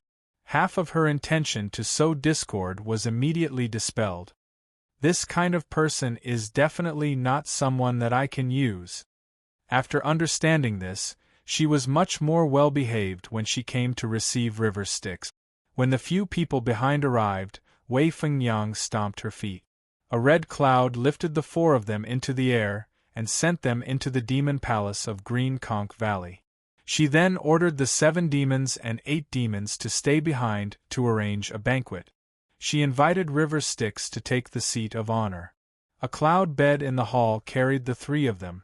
8th Aunt Deng and Wei Fengyang stood on both sides of River Styx. River Styx saw that 8th Aunt Deng was absent-minded and seemed to have realized something. He understood but still asked, "You don't look well. Is it because of the old problem of your mortal body going stiff?" 8th Aunt Deng smiled bitterly. "Since Senior knows, I can't hide it from you. It's because of this. In the past, I was rash in my cultivation and triggered the Yin fire in my heart. It burned my mortal body to death. All these years, I relied on the power of the Snow Soul Pearl to eliminate it. I don't know how long I have to endure this hell-like life. Please advise me, Senior." River Styx closed his eyes and calculated silently. "Didn't your good friend Master Yu Qing calculate that we still need the help of the 2 clouds to overcome this disaster?" 8th Aunt Deng did not expect River Styx to know such a secret.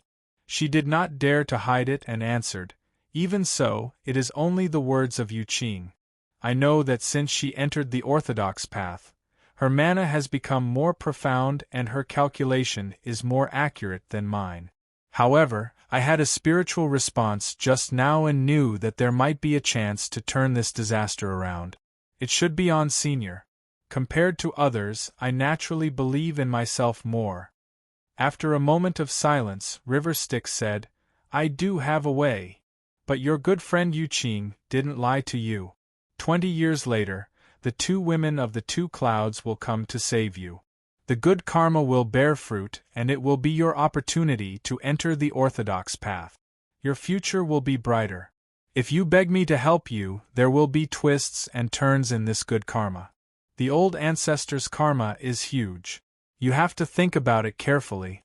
Tell me when you have made up your mind." After that, he ignored 8th Aunt Deng and turned to Wei Fengyang. "You also want me to open Guangchengzi's heavenly book jade box, right?" Wei Fengyang did not dare to hide it. She bowed and said, "Senior, please forgive me, but Fengyang has this intention." River Styx only sneered. "Do you know that Guangcheng heavenly book is not fated with you? The karma has been predetermined. Guangcheng Great Sage is such a character. He left the heavenly book jade box to repay the 50 million external merits that he owed the heaven and earth when he ascended 4,000 years ago. What are you? You have no merit in the heaven and earth. If the heavenly book is left to you, is it committing a sin or repaying the merit?" Chapter 556. River Styx's words made Wei Fengyang perspire profusely. She wanted to retort subconsciously, but when she saw River Styx's smiling face, she sobered up a little.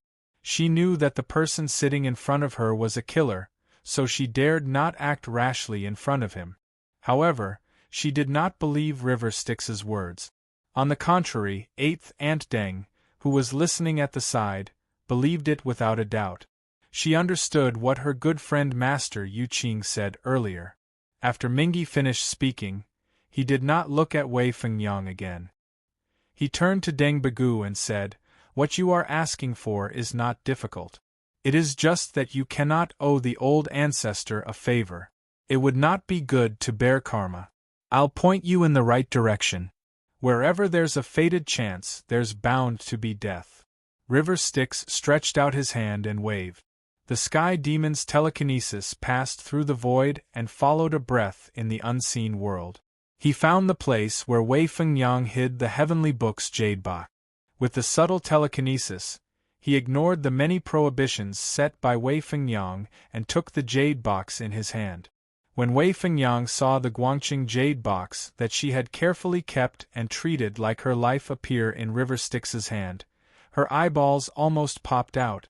She disregarded her identity and stood up from the cloud bed. She was dumbfounded and had a speechless expression. She seemed to want to take out the jade box to take a look, but she was hindered by River Styx's demonic power and forced herself to hold back. It was no wonder that Wei Fengyang was so shocked. In reality, there was no one in this realm who could take an item through the realm. It looked like a small skill like the 5 ghosts transporting, but in reality, it had bypassed countless vicious prohibitions set by Wei Fengyang. Moreover, it had to completely suppress the prohibitions set by Guangqing Zi to seal the jade box. Wei Fengyang was just a third-rate person. What kind of supernatural power was Guangqing Great Sage? Not to mention a cultivator who had yet to ascend. How many arhats, bodhisattvas, golden immortals, and divine immortals in the upper realm could bypass his prohibitions? River Styx's Sky Demon's telekinesis seemed to have taken the item and moved it over, but in reality, it was a supreme application of the Buddha's demon's telekinesis. As the saying goes, turning the false into reality, creating a world with your thoughts. The path of psyche power was very different from the fundamental chi of the mystic door. In the past, when Gautama Buddha held a Dharma conference on Spirited Mountain and smiled while holding a flower, the other Buddhas did not understand what he meant. Only Maha Kasyapa understood what he meant. That was how the branch of Zen Buddhism, which was taught outside the sect, came into being. The Buddha and the devil were one. The principle behind this could be explained by the saying, "When the flower blooms, I see the person, and the person sees me." The 6th Patriarch Altar Scripture said, "It is not the banner that moves, nor the wind that moves, but the heart that moves." It was to view everything in the world as the fluctuations of one's thoughts. What one could see in the world was real, and what one could not see was an illusion. Everything in the world, love and hate, matter and appearance, were just thoughts in one's heart. River Styx's ability to turn reality into nothingness, and then turn nothingness into reality, would be the most profound dharma in Buddhism. The wheel of time, void and reality, bodhisattva of the 2 realms of time. Form is not different from emptiness, and emptiness is not different from form. Form is emptiness, and emptiness is form. Perception, thought, action, and knowledge are also the same, the supreme dharma. Even in the Sky Demon mystic technique, it was known as the terrifying supernatural power of the free Sky Demon desire worldview. The principle behind it was simple. The Dharma of Buddhism was to create something out of nothing, and it was infinitely wonderful. It was often belittled by the heretics as an illusion, but it was not. Everything in the world was formed by the great Tao. Where the Tao was, everything existed. The Buddha could use the Buddha's light in his heart to guide the Buddha's Dharmakaya. He could control his thoughts, and he could move wherever he wanted. He could form a Buddhist land with his palm, and a world with sand. The various supernatural powers of Buddhism in the world, such as the heart's light, the Buddha's light, the Buddhist land in the palm, and the eternal sands world, were all based on this principle. Everything in the world was a thought, and what people knew was only the appearance. All the Buddha's light, Dharma, and various supernatural powers were nothing more than creating something out of nothing. The eternal sands world was the appearance, so how could the Buddhist land not be the appearance? The appearance of the sand turning into the appearance of the Buddhist land was just a thought. The various prohibitions of Wei Fengyang and the great sage Guangqingzi were all because of the mystic door's worldview of qi creating all things. After River Styx changed the Guangqing jade box's lust with his psyche power, the jade box no longer existed. It was like a tree without roots or water without a source. Without something to rely on, how could it exist? When River Styx kept the non-jade box in her bosom and rediscovered the appearance of the jade box, the Guangqing jade box then appeared again. When Wei Fengyang saw this, she suspected that River Styx had found an identical jade box to deceive her. If the real Buddha and Bodhisattva were here, she would probably be scared out of her wits. She would worship the Free Sky Demon King as a Buddha, and worship Bo Sun as the demon ancestor. This was no longer the Dharma of Buddha's light creating the world with a thought, but the original form of Bo Sun, the legend of Brahma creating the world with a dream. The deity level of River Styx, Chunong, and even Adam who descended into Chunong in this world might not have such an ability. The deity level's worldview was still based on materialism. He was not as good as a demon like River Styx who cultivated the psyche power. He could make use of his inner multidimensional observer to transcend the essence of the universe. At this moment, some of the supernatural powers that River Styx could achieve were not attainable by the deity level. River Styx touched the jade box with her right hand and opened it. In an instant, a bright light that looked like a lamp flew out from the jade box. It was dazzling and swirling. It paused slightly in front of River Styx and was about to leave. River Styx quickly said, "Wait, great sage Guangqing." The golden light paused and stopped. Smiling, Mingi sent the connection in the essence of his primordial spirit out through an inexplicable existence in the unseen world. The 9 golden flowers fell down with a gust of purple qi and returned to the box. Wei Fengyang was so scared that she almost knelt on the ground when she heard River Styx call him the great sage Guangqing. Fortunately, it's not like I don't have someone backing me up. I think on account of Cult Master Chen, the various emperors of the higher realm won't be too serious with me. Even if they really come, I'm not afraid. If I provoke Tianqi or even that first existence, I won't be the one to suffer. River Styx's heart was filled with malice as she said, Long Brow Jinren has already reached an agreement with me. With the invasion of the Master God as a link, we'll work together to plot against the Master God. As long as we don't go against the general trend of this realm, we're still allies. River Styx raised her head and looked at the 2 women who could barely sit still on the cloud bed. She closed the jade box gently and said, "The cause and effect is simple. 8th Ant Deng, your physical body is stiff and your primordial embryo is damaged. The only thing that can save you is the soul-gathering and form-refining pill left by great sage Guangqing in this jade box. The others are either extremely rare or you can't afford it. Only with this soul-gathering and form-refining pill, as long as you suffer from the devil's fire again, you'll have some fate. That's why I said that your trouble should be solved by these 2 clouds. However, since you've come to beg me today, I'll give you another way out." She then turned her head and said to Wei Fengyang, "The Guangqing jade box that you've asked for is like trying to catch the moon in the water. With great sage Guangqing's attention in the upper bound, even if your mana is 100 times stronger, it'll only be a wedding dress for others. However, because you've met me, I'll give you a chance of survival." After saying that, she wiped the jade box with her right hand, and it turned into a piece of stone. She handed it to Wei Fengyang and said, "I've personally set up this prohibition. I've used my supreme psyche power to change the appearance of this box from jade to stone. Guangqing's heavenly book, magic weapon, and panacea are all in this jade box.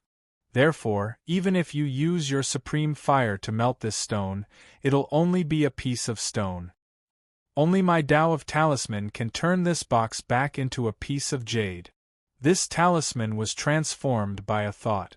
River Styx attached a thought to the jade box to change its nature and redefine the concept of this item.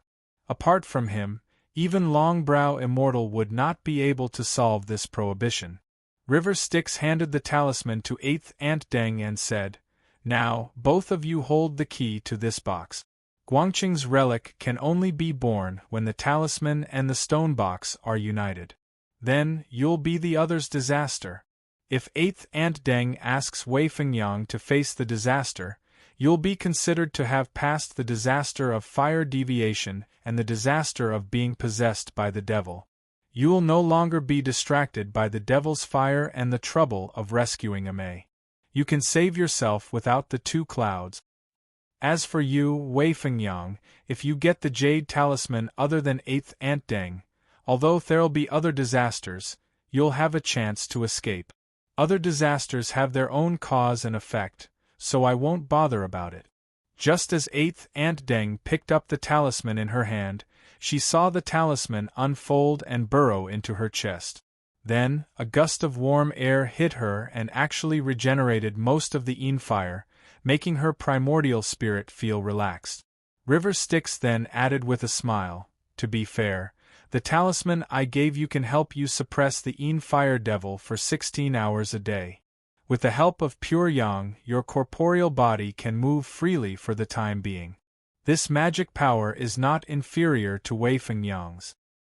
He stood up slowly and said with a smile, "Now that I've helped both of you to pass the disasters, as for whether you'll work together to open the jade box and take what you need, or fight each other for what's in the other's hands, it's not my concern anymore."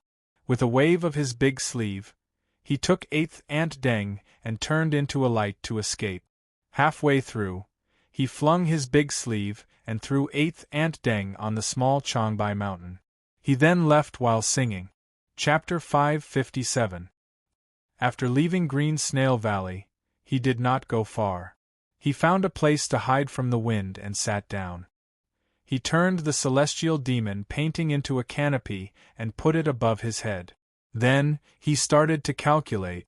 Using the demon consciousness on Dorgan, he projected his primordial spirit to Liaodong, which was hundreds of thousands of miles away. At this time, Dorgan suddenly woke up from his trance. He felt inexplicably anxious and could not breathe. When he opened the door, he saw dozens of tall barbarians standing outside the tent. It was a big camp, but it was silent. Occasionally, there would be 1 or 2 children crying, but they were quickly covered by their parents. It was supposed to be a bustling camp, but now it was like a dead land.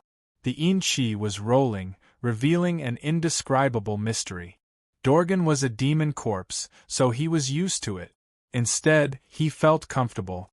Archie quickly took a few steps forward, using the demonic corpse's demonic qi to command the nearby corpse soldiers to form an array.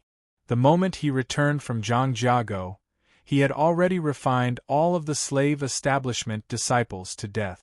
Then he had slaughtered thousands of old and young as blood sacrifices to the Yin corpses, refining the thousands of soldiers under his command into demonic corpses. There were tens of thousands of people in the plain white flag, and dozens of soldiers. After Dorgan turned into a demon corpse, he became violent and bloodthirsty. He no longer saw himself as a human being. He was closer to the demon corpses and the Yin corpses. His subordinates of the Nuzan tribe were all killed by him. There were dozens of stone mills in the camp. They were all huge green stones that Dorgan and his army of corpses had dug out from the deep mountains. Just the mouth of the mill was the size of a person.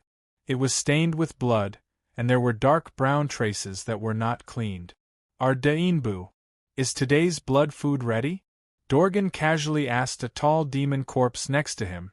Huang Taiji has been afraid of us for a long time. Nirachi gave me dozens of records, but he took away many of them. Those Nuzan tribe betrayed me when they saw that I was losing my power. Damn it. Today, I will eat them to accompany the wine. The tall Een corpse lowered its head in silence. When Dorgan was refining the Een corpses, because of the spell Mingi had taught him, he had to torture the materials to make the Een corpses cruelly so that they could keep their intelligence. As Mingi had expected, Dorgan was even more cruel than the spell Mingi had taught him. Arde Inbu was a trusted subordinate of Dorgan, but he was roasted alive by Dorgan.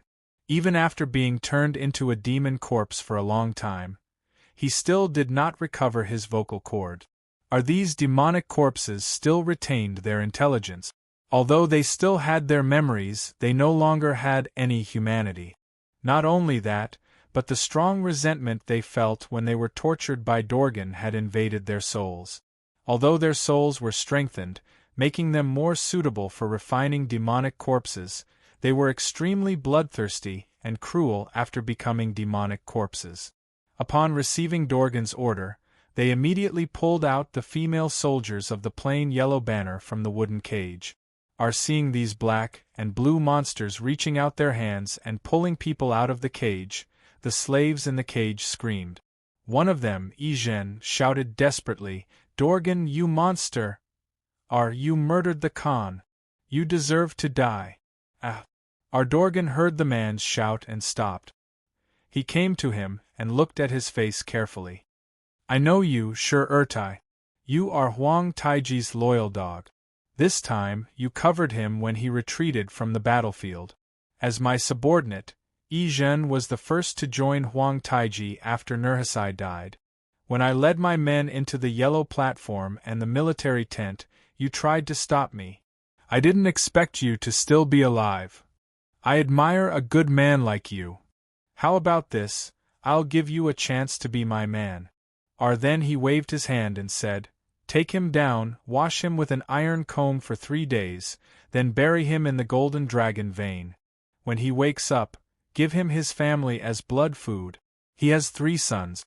After sucking up the blood of the same origin as him, he will become a powerful demon. Our demon! You will be punished by God." Shi-Ertai shouted crazily. He used all the insulting words he could find in the barbarian language. Dorgan was not angry, but calmly said, "Shi-Ertai, you hate me now, but when you wake up again, you will still be my good dog and loyal to me. You will be a really good subordinate. You will be absolutely loyal to me and follow my orders. You will not be like now, barbaric, stupid, and have the despicable habits of many people. In the tribe, I have had enough of betrayal, intrigue, and all kinds of selfish and stupid ideas. Only the zombie soldiers will always be loyal and true. They will follow my orders and rule the tribe for me. I will never worry about them betraying or disobeying me. This is how a subordinate should be, and how the whole tribe should be." After saying so much, Dorgan seemed to be a little tired.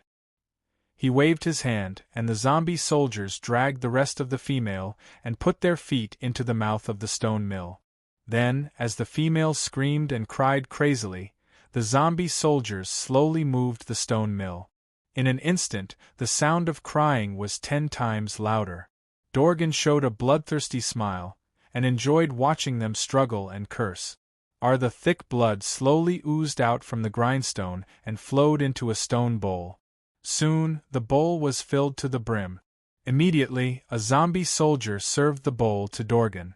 Dorgan enjoyed the blood while refining his evil zombie aura. After 3 bowls of blood, Dorgan waved his hand. The thousands of demon corpses in the camp all received their share of the blood according to their status. River Styx, who was far away in the snow mountain, confirmed that most of the Nuzan tribes in Liaodong had been taken over by Dorgan and turned into a living hell. Huang Taiji had been tortured by Dorgan for 3 days, and he wanted to turn it into the most evil zombie of all, the cruel zombie king. He buried it in the dragon vein of the Back Gene ancestral dragon vein to nourish its zombie energy. River Styx casually destroyed the demon zombie king's control over it, and even injected some evil thoughts into its consciousness. Seeing the cruel zombie king tremble, and its speed of absorbing Yin Qi increased several times, River Styx sighed. Dorgan's childish racism needs to be corrected. We must let him know that not only humans can betray, corpses can too. In this world, only those who are truly dead will never betray us. Chapter 558.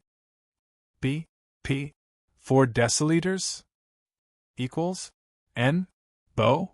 Smo? DQ? T? $7? Sitting in the immortal mansion, the Nanmingli fire blazed in the cauldron in front of him. Several shadows of magic weapons gradually took shape in the cauldron. He had been refining this cauldron of magic weapons for several months. He had refined the essence of his nascent embryo 36 times. This was the last refinement. The few magic weapons that had appeared before were just leftovers. Chen-Ong had refined them without much trouble. Ronly, the few magic weapons in the cauldron could be considered as the treasures of the mystic door. Ever since my primordial spirit was split into two, the major matters in this world were all handled by River Styx. Of course, it was because it was not easy to manage with my identity, and this world was too valuable. It was not worth losing too much for the sake of the Lord God. It was also to protect the deity, and to let River Styx bear the consequences. But after all, some of the consequences were related to the deity, and River Styx could not bear the burden. If I plan well, River Styx will be dismembered in the blink of an eye and enter the world controlled by the Lord God. I will have to take over the affairs of this Middle-earth. If that is the case, it is better to prepare early. Chen-Ong watched as the fire in front of him gradually subsided. After 9 days of refinement, the magic weapons in the cauldron were gradually perfected. A shiny golden ring jumped out of the fire. It was entangled with a red caltrop and fell in front of Chen-Ong. The strange light gradually faded away, leaving only 2 inconspicuous objects on the brocade handkerchief. Our heaven and earth ring. Red armillary sash. Chen-Ong sighed. At the end of the day, I still have to learn from Taizhenren. Arichi casually cast a spell to seal the fire in the cauldron. He waited for the rest of the magic weapons in the cauldron to finish nourishing. He went straight out of the cauldron and went to the main hall. At this time, the immortal mansion of the South Sea was complete. The 9 floors of the palace were majestic and magnificent.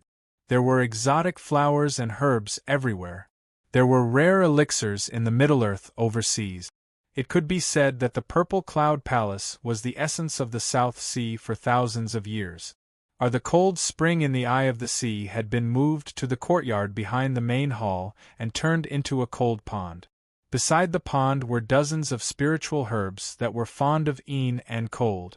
In the pond there were also 3-star beauties transformed by Chen-Ong. After the opening of the mansion, Chen-Ong used the true fire of the sun and Nanmingli fire to transform the jellyfish's Xian een in their inner elixir, combining yin and yang. Now, these different species, like the golden-whiskered slaves, had transformed into human beings and were serving as maids in the palace. Usually, he would cultivate in the pool, but his original body had turned into a strange type of frost serpent, swimming freely in the pool.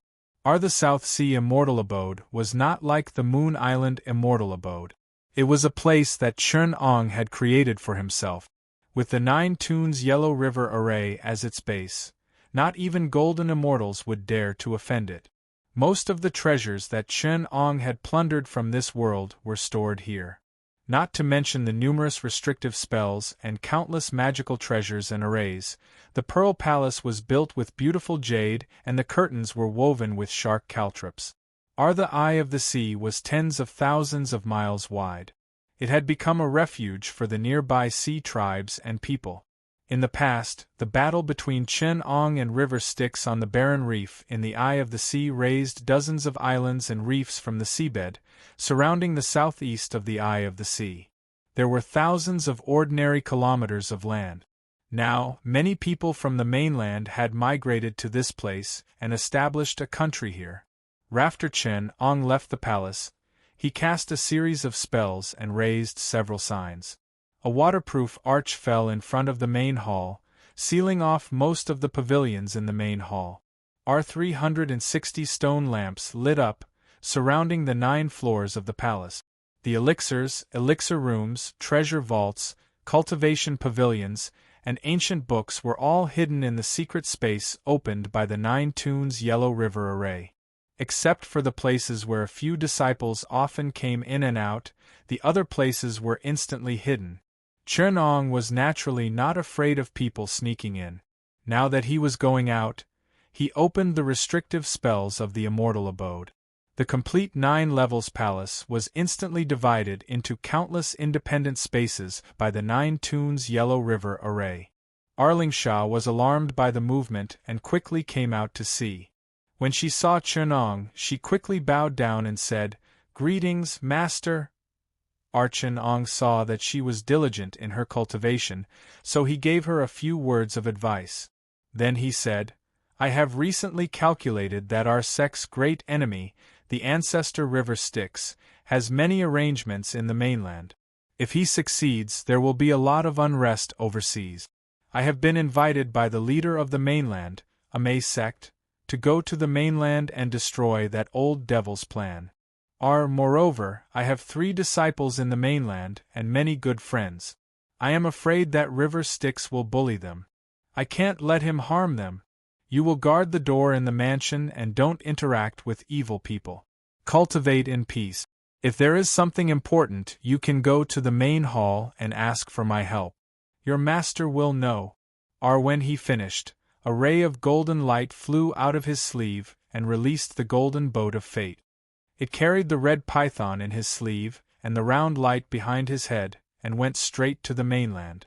The golden boat of fate had been carefully refined by Chen, and now it had extraordinary restrictions that corresponded to the stars. Under the conveyance light, it could travel hundreds of thousands of miles in the mainland in an instant. Chen did not go anywhere else.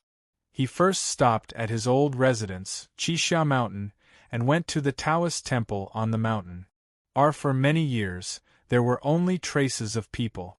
The steps of the Taoist temple were covered with moss, and a mottled red wooden door was closed. Ronly, the 2 old plum trees in front of the door were now green and full of leaves. Chen gently pushed open the wooden door and released the restriction on the door. The situation inside was the same as before. The lamp in the main hall was still bright. He gently touched it with his right hand, and the Samadhi purifying devil's true fire turned into sparks of fire and went straight to the lamp. Suddenly, the light was bright. At this time, it was exactly 3 years since Chen left Qixia Mountain. Standing in the courtyard, Chen glanced at the deserted and dilapidated Qixia Mountain. Suddenly, the 2 magic weapons in his sleeves flashed. Chen was not surprised. He took them out and threw them up. They turned into a strange light and escaped to the back of the mountain. In the falling cloud cave of Qixia Mountain, the female cultivator Meng Xiaochang was shocked to see a colorful cloud mushroom shining brightly outside the cave. On top of the cloud mushroom, there was a big jade egg jumping nonstop. Her beloved crane hurriedly landed on top of the cloud mushroom and used its wings to comfort the jade egg, but it could not hold it down. Here? What happened to Hixing? Meng Xiaochang hurried to the cloud and asked with a frown. The origin of this Yunji was very strange. It was grown in front of the cave of falling clouds from a cauldron of rare pills. It had a deep affinity with Hixing. Meng Xiaochang had long discovered that Hixing could only sleep soundly on this Yunji. Hixing was still a jade egg, but he was already very naughty. He was usually naughty, and did not even get in the way when he was still an egg. However, he had never made such a big move like today. Before she could see clearly, she saw a golden light wrapped in a red light shoot into the jade egg from outside the cave. Before she could see clearly, it turned into a shadow and disappeared into the jade egg. Then she heard a cracking sound. Meng Xiaochang's beloved crane jumped in shock. It thought that the jade egg was broken by something. Unexpectedly, a crack appeared on Hixing's crystal-clear jade eggshell, but it seemed to be opening from the inside out. Then, a small hand holding a shiny golden steel ring smashed through the jade egg and rushed out. Chapter 559. When Meng Xiaoshang saw the child who looked like he was carved out of jade standing there, she was extremely fond of him. Not to mention that the man and the crane in the cave of falling clouds looked at him as if he was an eyeball. Even Jingming would come back to visit this little disciple from time to time when he was traveling around the Middle Earth. Even when Chen Ong had left the Sea King for 3 years, he still remembered to come back to visit this little fellow that he had refined with a single furnace of pills. It could be said that he was doted on by many. Once Pu was born, Chen Ong had already arranged treasures for him. Only 2 or 3 sects in the Middle Earth Dao sects had the confidence to be so extravagant. If Chen Ong did not occupy the orthodox position overseas, he would not have been able to reward the younger generation with treasures. This kind of behavior had always been done by the tycoons of the Amei sect. A second-generation disciple could casually give out a rare treasure of the heavenly abode, which was a treasure that had been painstakingly refined. Meng Xiaoshang was indescribably happy. She looked at Xing He over and over again. The more she looked, the more she liked him. She wanted to hug him in her arms. After a long time, she recalled the strange phenomenon from before and said, when something happened to Xing He, 2 extraordinary treasures came to him. There must be a reason for this. Although he has an extraordinary background and is an inborn saint that was born from feeling, the cause and effect are simple. It was either given to him by Master Jingming or by Senior Chen Ong. I saw that the golden light of the treasures came from the foot of the mountain. Could it be that Chen Daoyu has returned from overseas? She then put Xing He down carefully. The 5-colored cloud Ganoderma suddenly matured and fell. 5 clouds of Ganoderma gathered together and suddenly wrapped around the little Xing He. The roots of the Ganoderma turned into a ribbon. The spirit crane at the side picked it up in its beak, just like the best swaddling clothes. Even though Meng Xiaoshang was surprised to see this, she knew that He Xing's background was not ordinary. Even though this strange phenomenon was even more surprising, it was not something that was out of the ordinary. Thus, she instructed He Xing to follow her down the mountain to the Xixia Monastery. Meng Xiaoshang walked out of the Cloudfall Cave and arrived at a green plain. Below her was a precipitous cliff. The plain was filled with luxuriant plants, spirit herbs, and rosy clouds. Meng Xiaoshang stomped her foot, and a copper bangle fell from her slender wrist and fell to the ground. 5 colored clouds immediately appeared from that spot.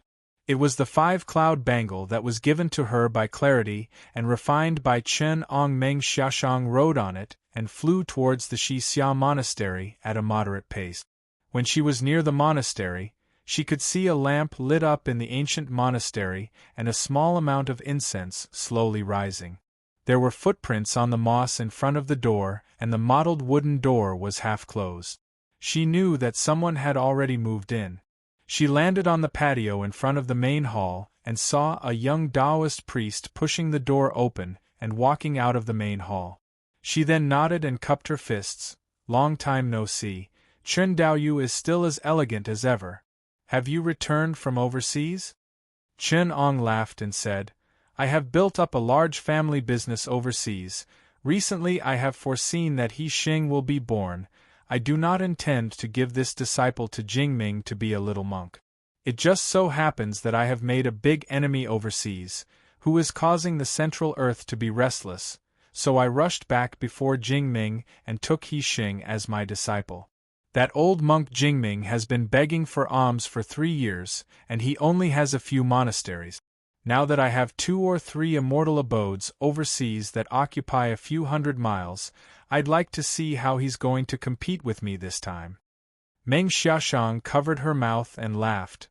Master Jingming has been practicing asceticism for 3 years. Now that the situation in Middle Earth is unstable, even the people of good faith don't have any surplus food. I'm afraid they can't even build a monastery. Senior, not only do you have 3 ancient monasteries, you even have an immortal abode overseas. I think he won't be able to compete with you.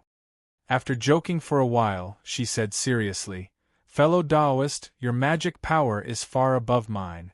I can't be of much help to someone who can be your enemy. But I can at least do my best. Can you tell me who this person is? Chun Ong smiled. This person is Gu Hanba, who was born from the corpse of the rogue cultivator Gu Haozi. He was sealed in the Eye of South Sea under the 10,000-year-old cold spring by the senior immortal Reverend Qi Zhang.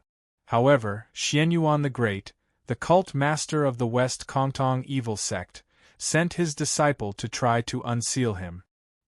He sacrificed the blood of an evil art that he had been practicing recently. Unexpectedly, Hanba was not an ordinary person. He killed his disciple and used it to transform into the supreme demon body of Great Azura. At that time, I was also attracted by him, but I noticed his trick. I used Reverend Qi Zhang's restriction to suppress and seal him. Later on, one of his primordial spirits escaped, so I went to pursue and kill him. But it's a pity that his fate didn't run out. Instead, he killed countless overseas fellow Taoists and cultivated the two unprecedented orthodoxies of Blood Demon and Sky Demon. In the end, after a battle in the Eye of South Sea, I was lucky enough to drive him out. But he saved my physical body and escaped to Middle Earth. Chun Ong explained the incident in a few words. Meng Xiaoshang was suddenly enlightened and said, I've heard about this devil. I only heard that he has unparalleled power. Countless overseas fellow Taoists were killed by him. Even the two grandmasters of the evil sect and the demon path, Xianyuan the Great and Venerable Poisonous Dragon, were killed by him. Both their bodies and spirits were destroyed by him. The three senior immortals of East Sea went to subdue the devil, but they returned empty-handed. After hearing that he came to Middle Earth, many fellow Taoists were anxious.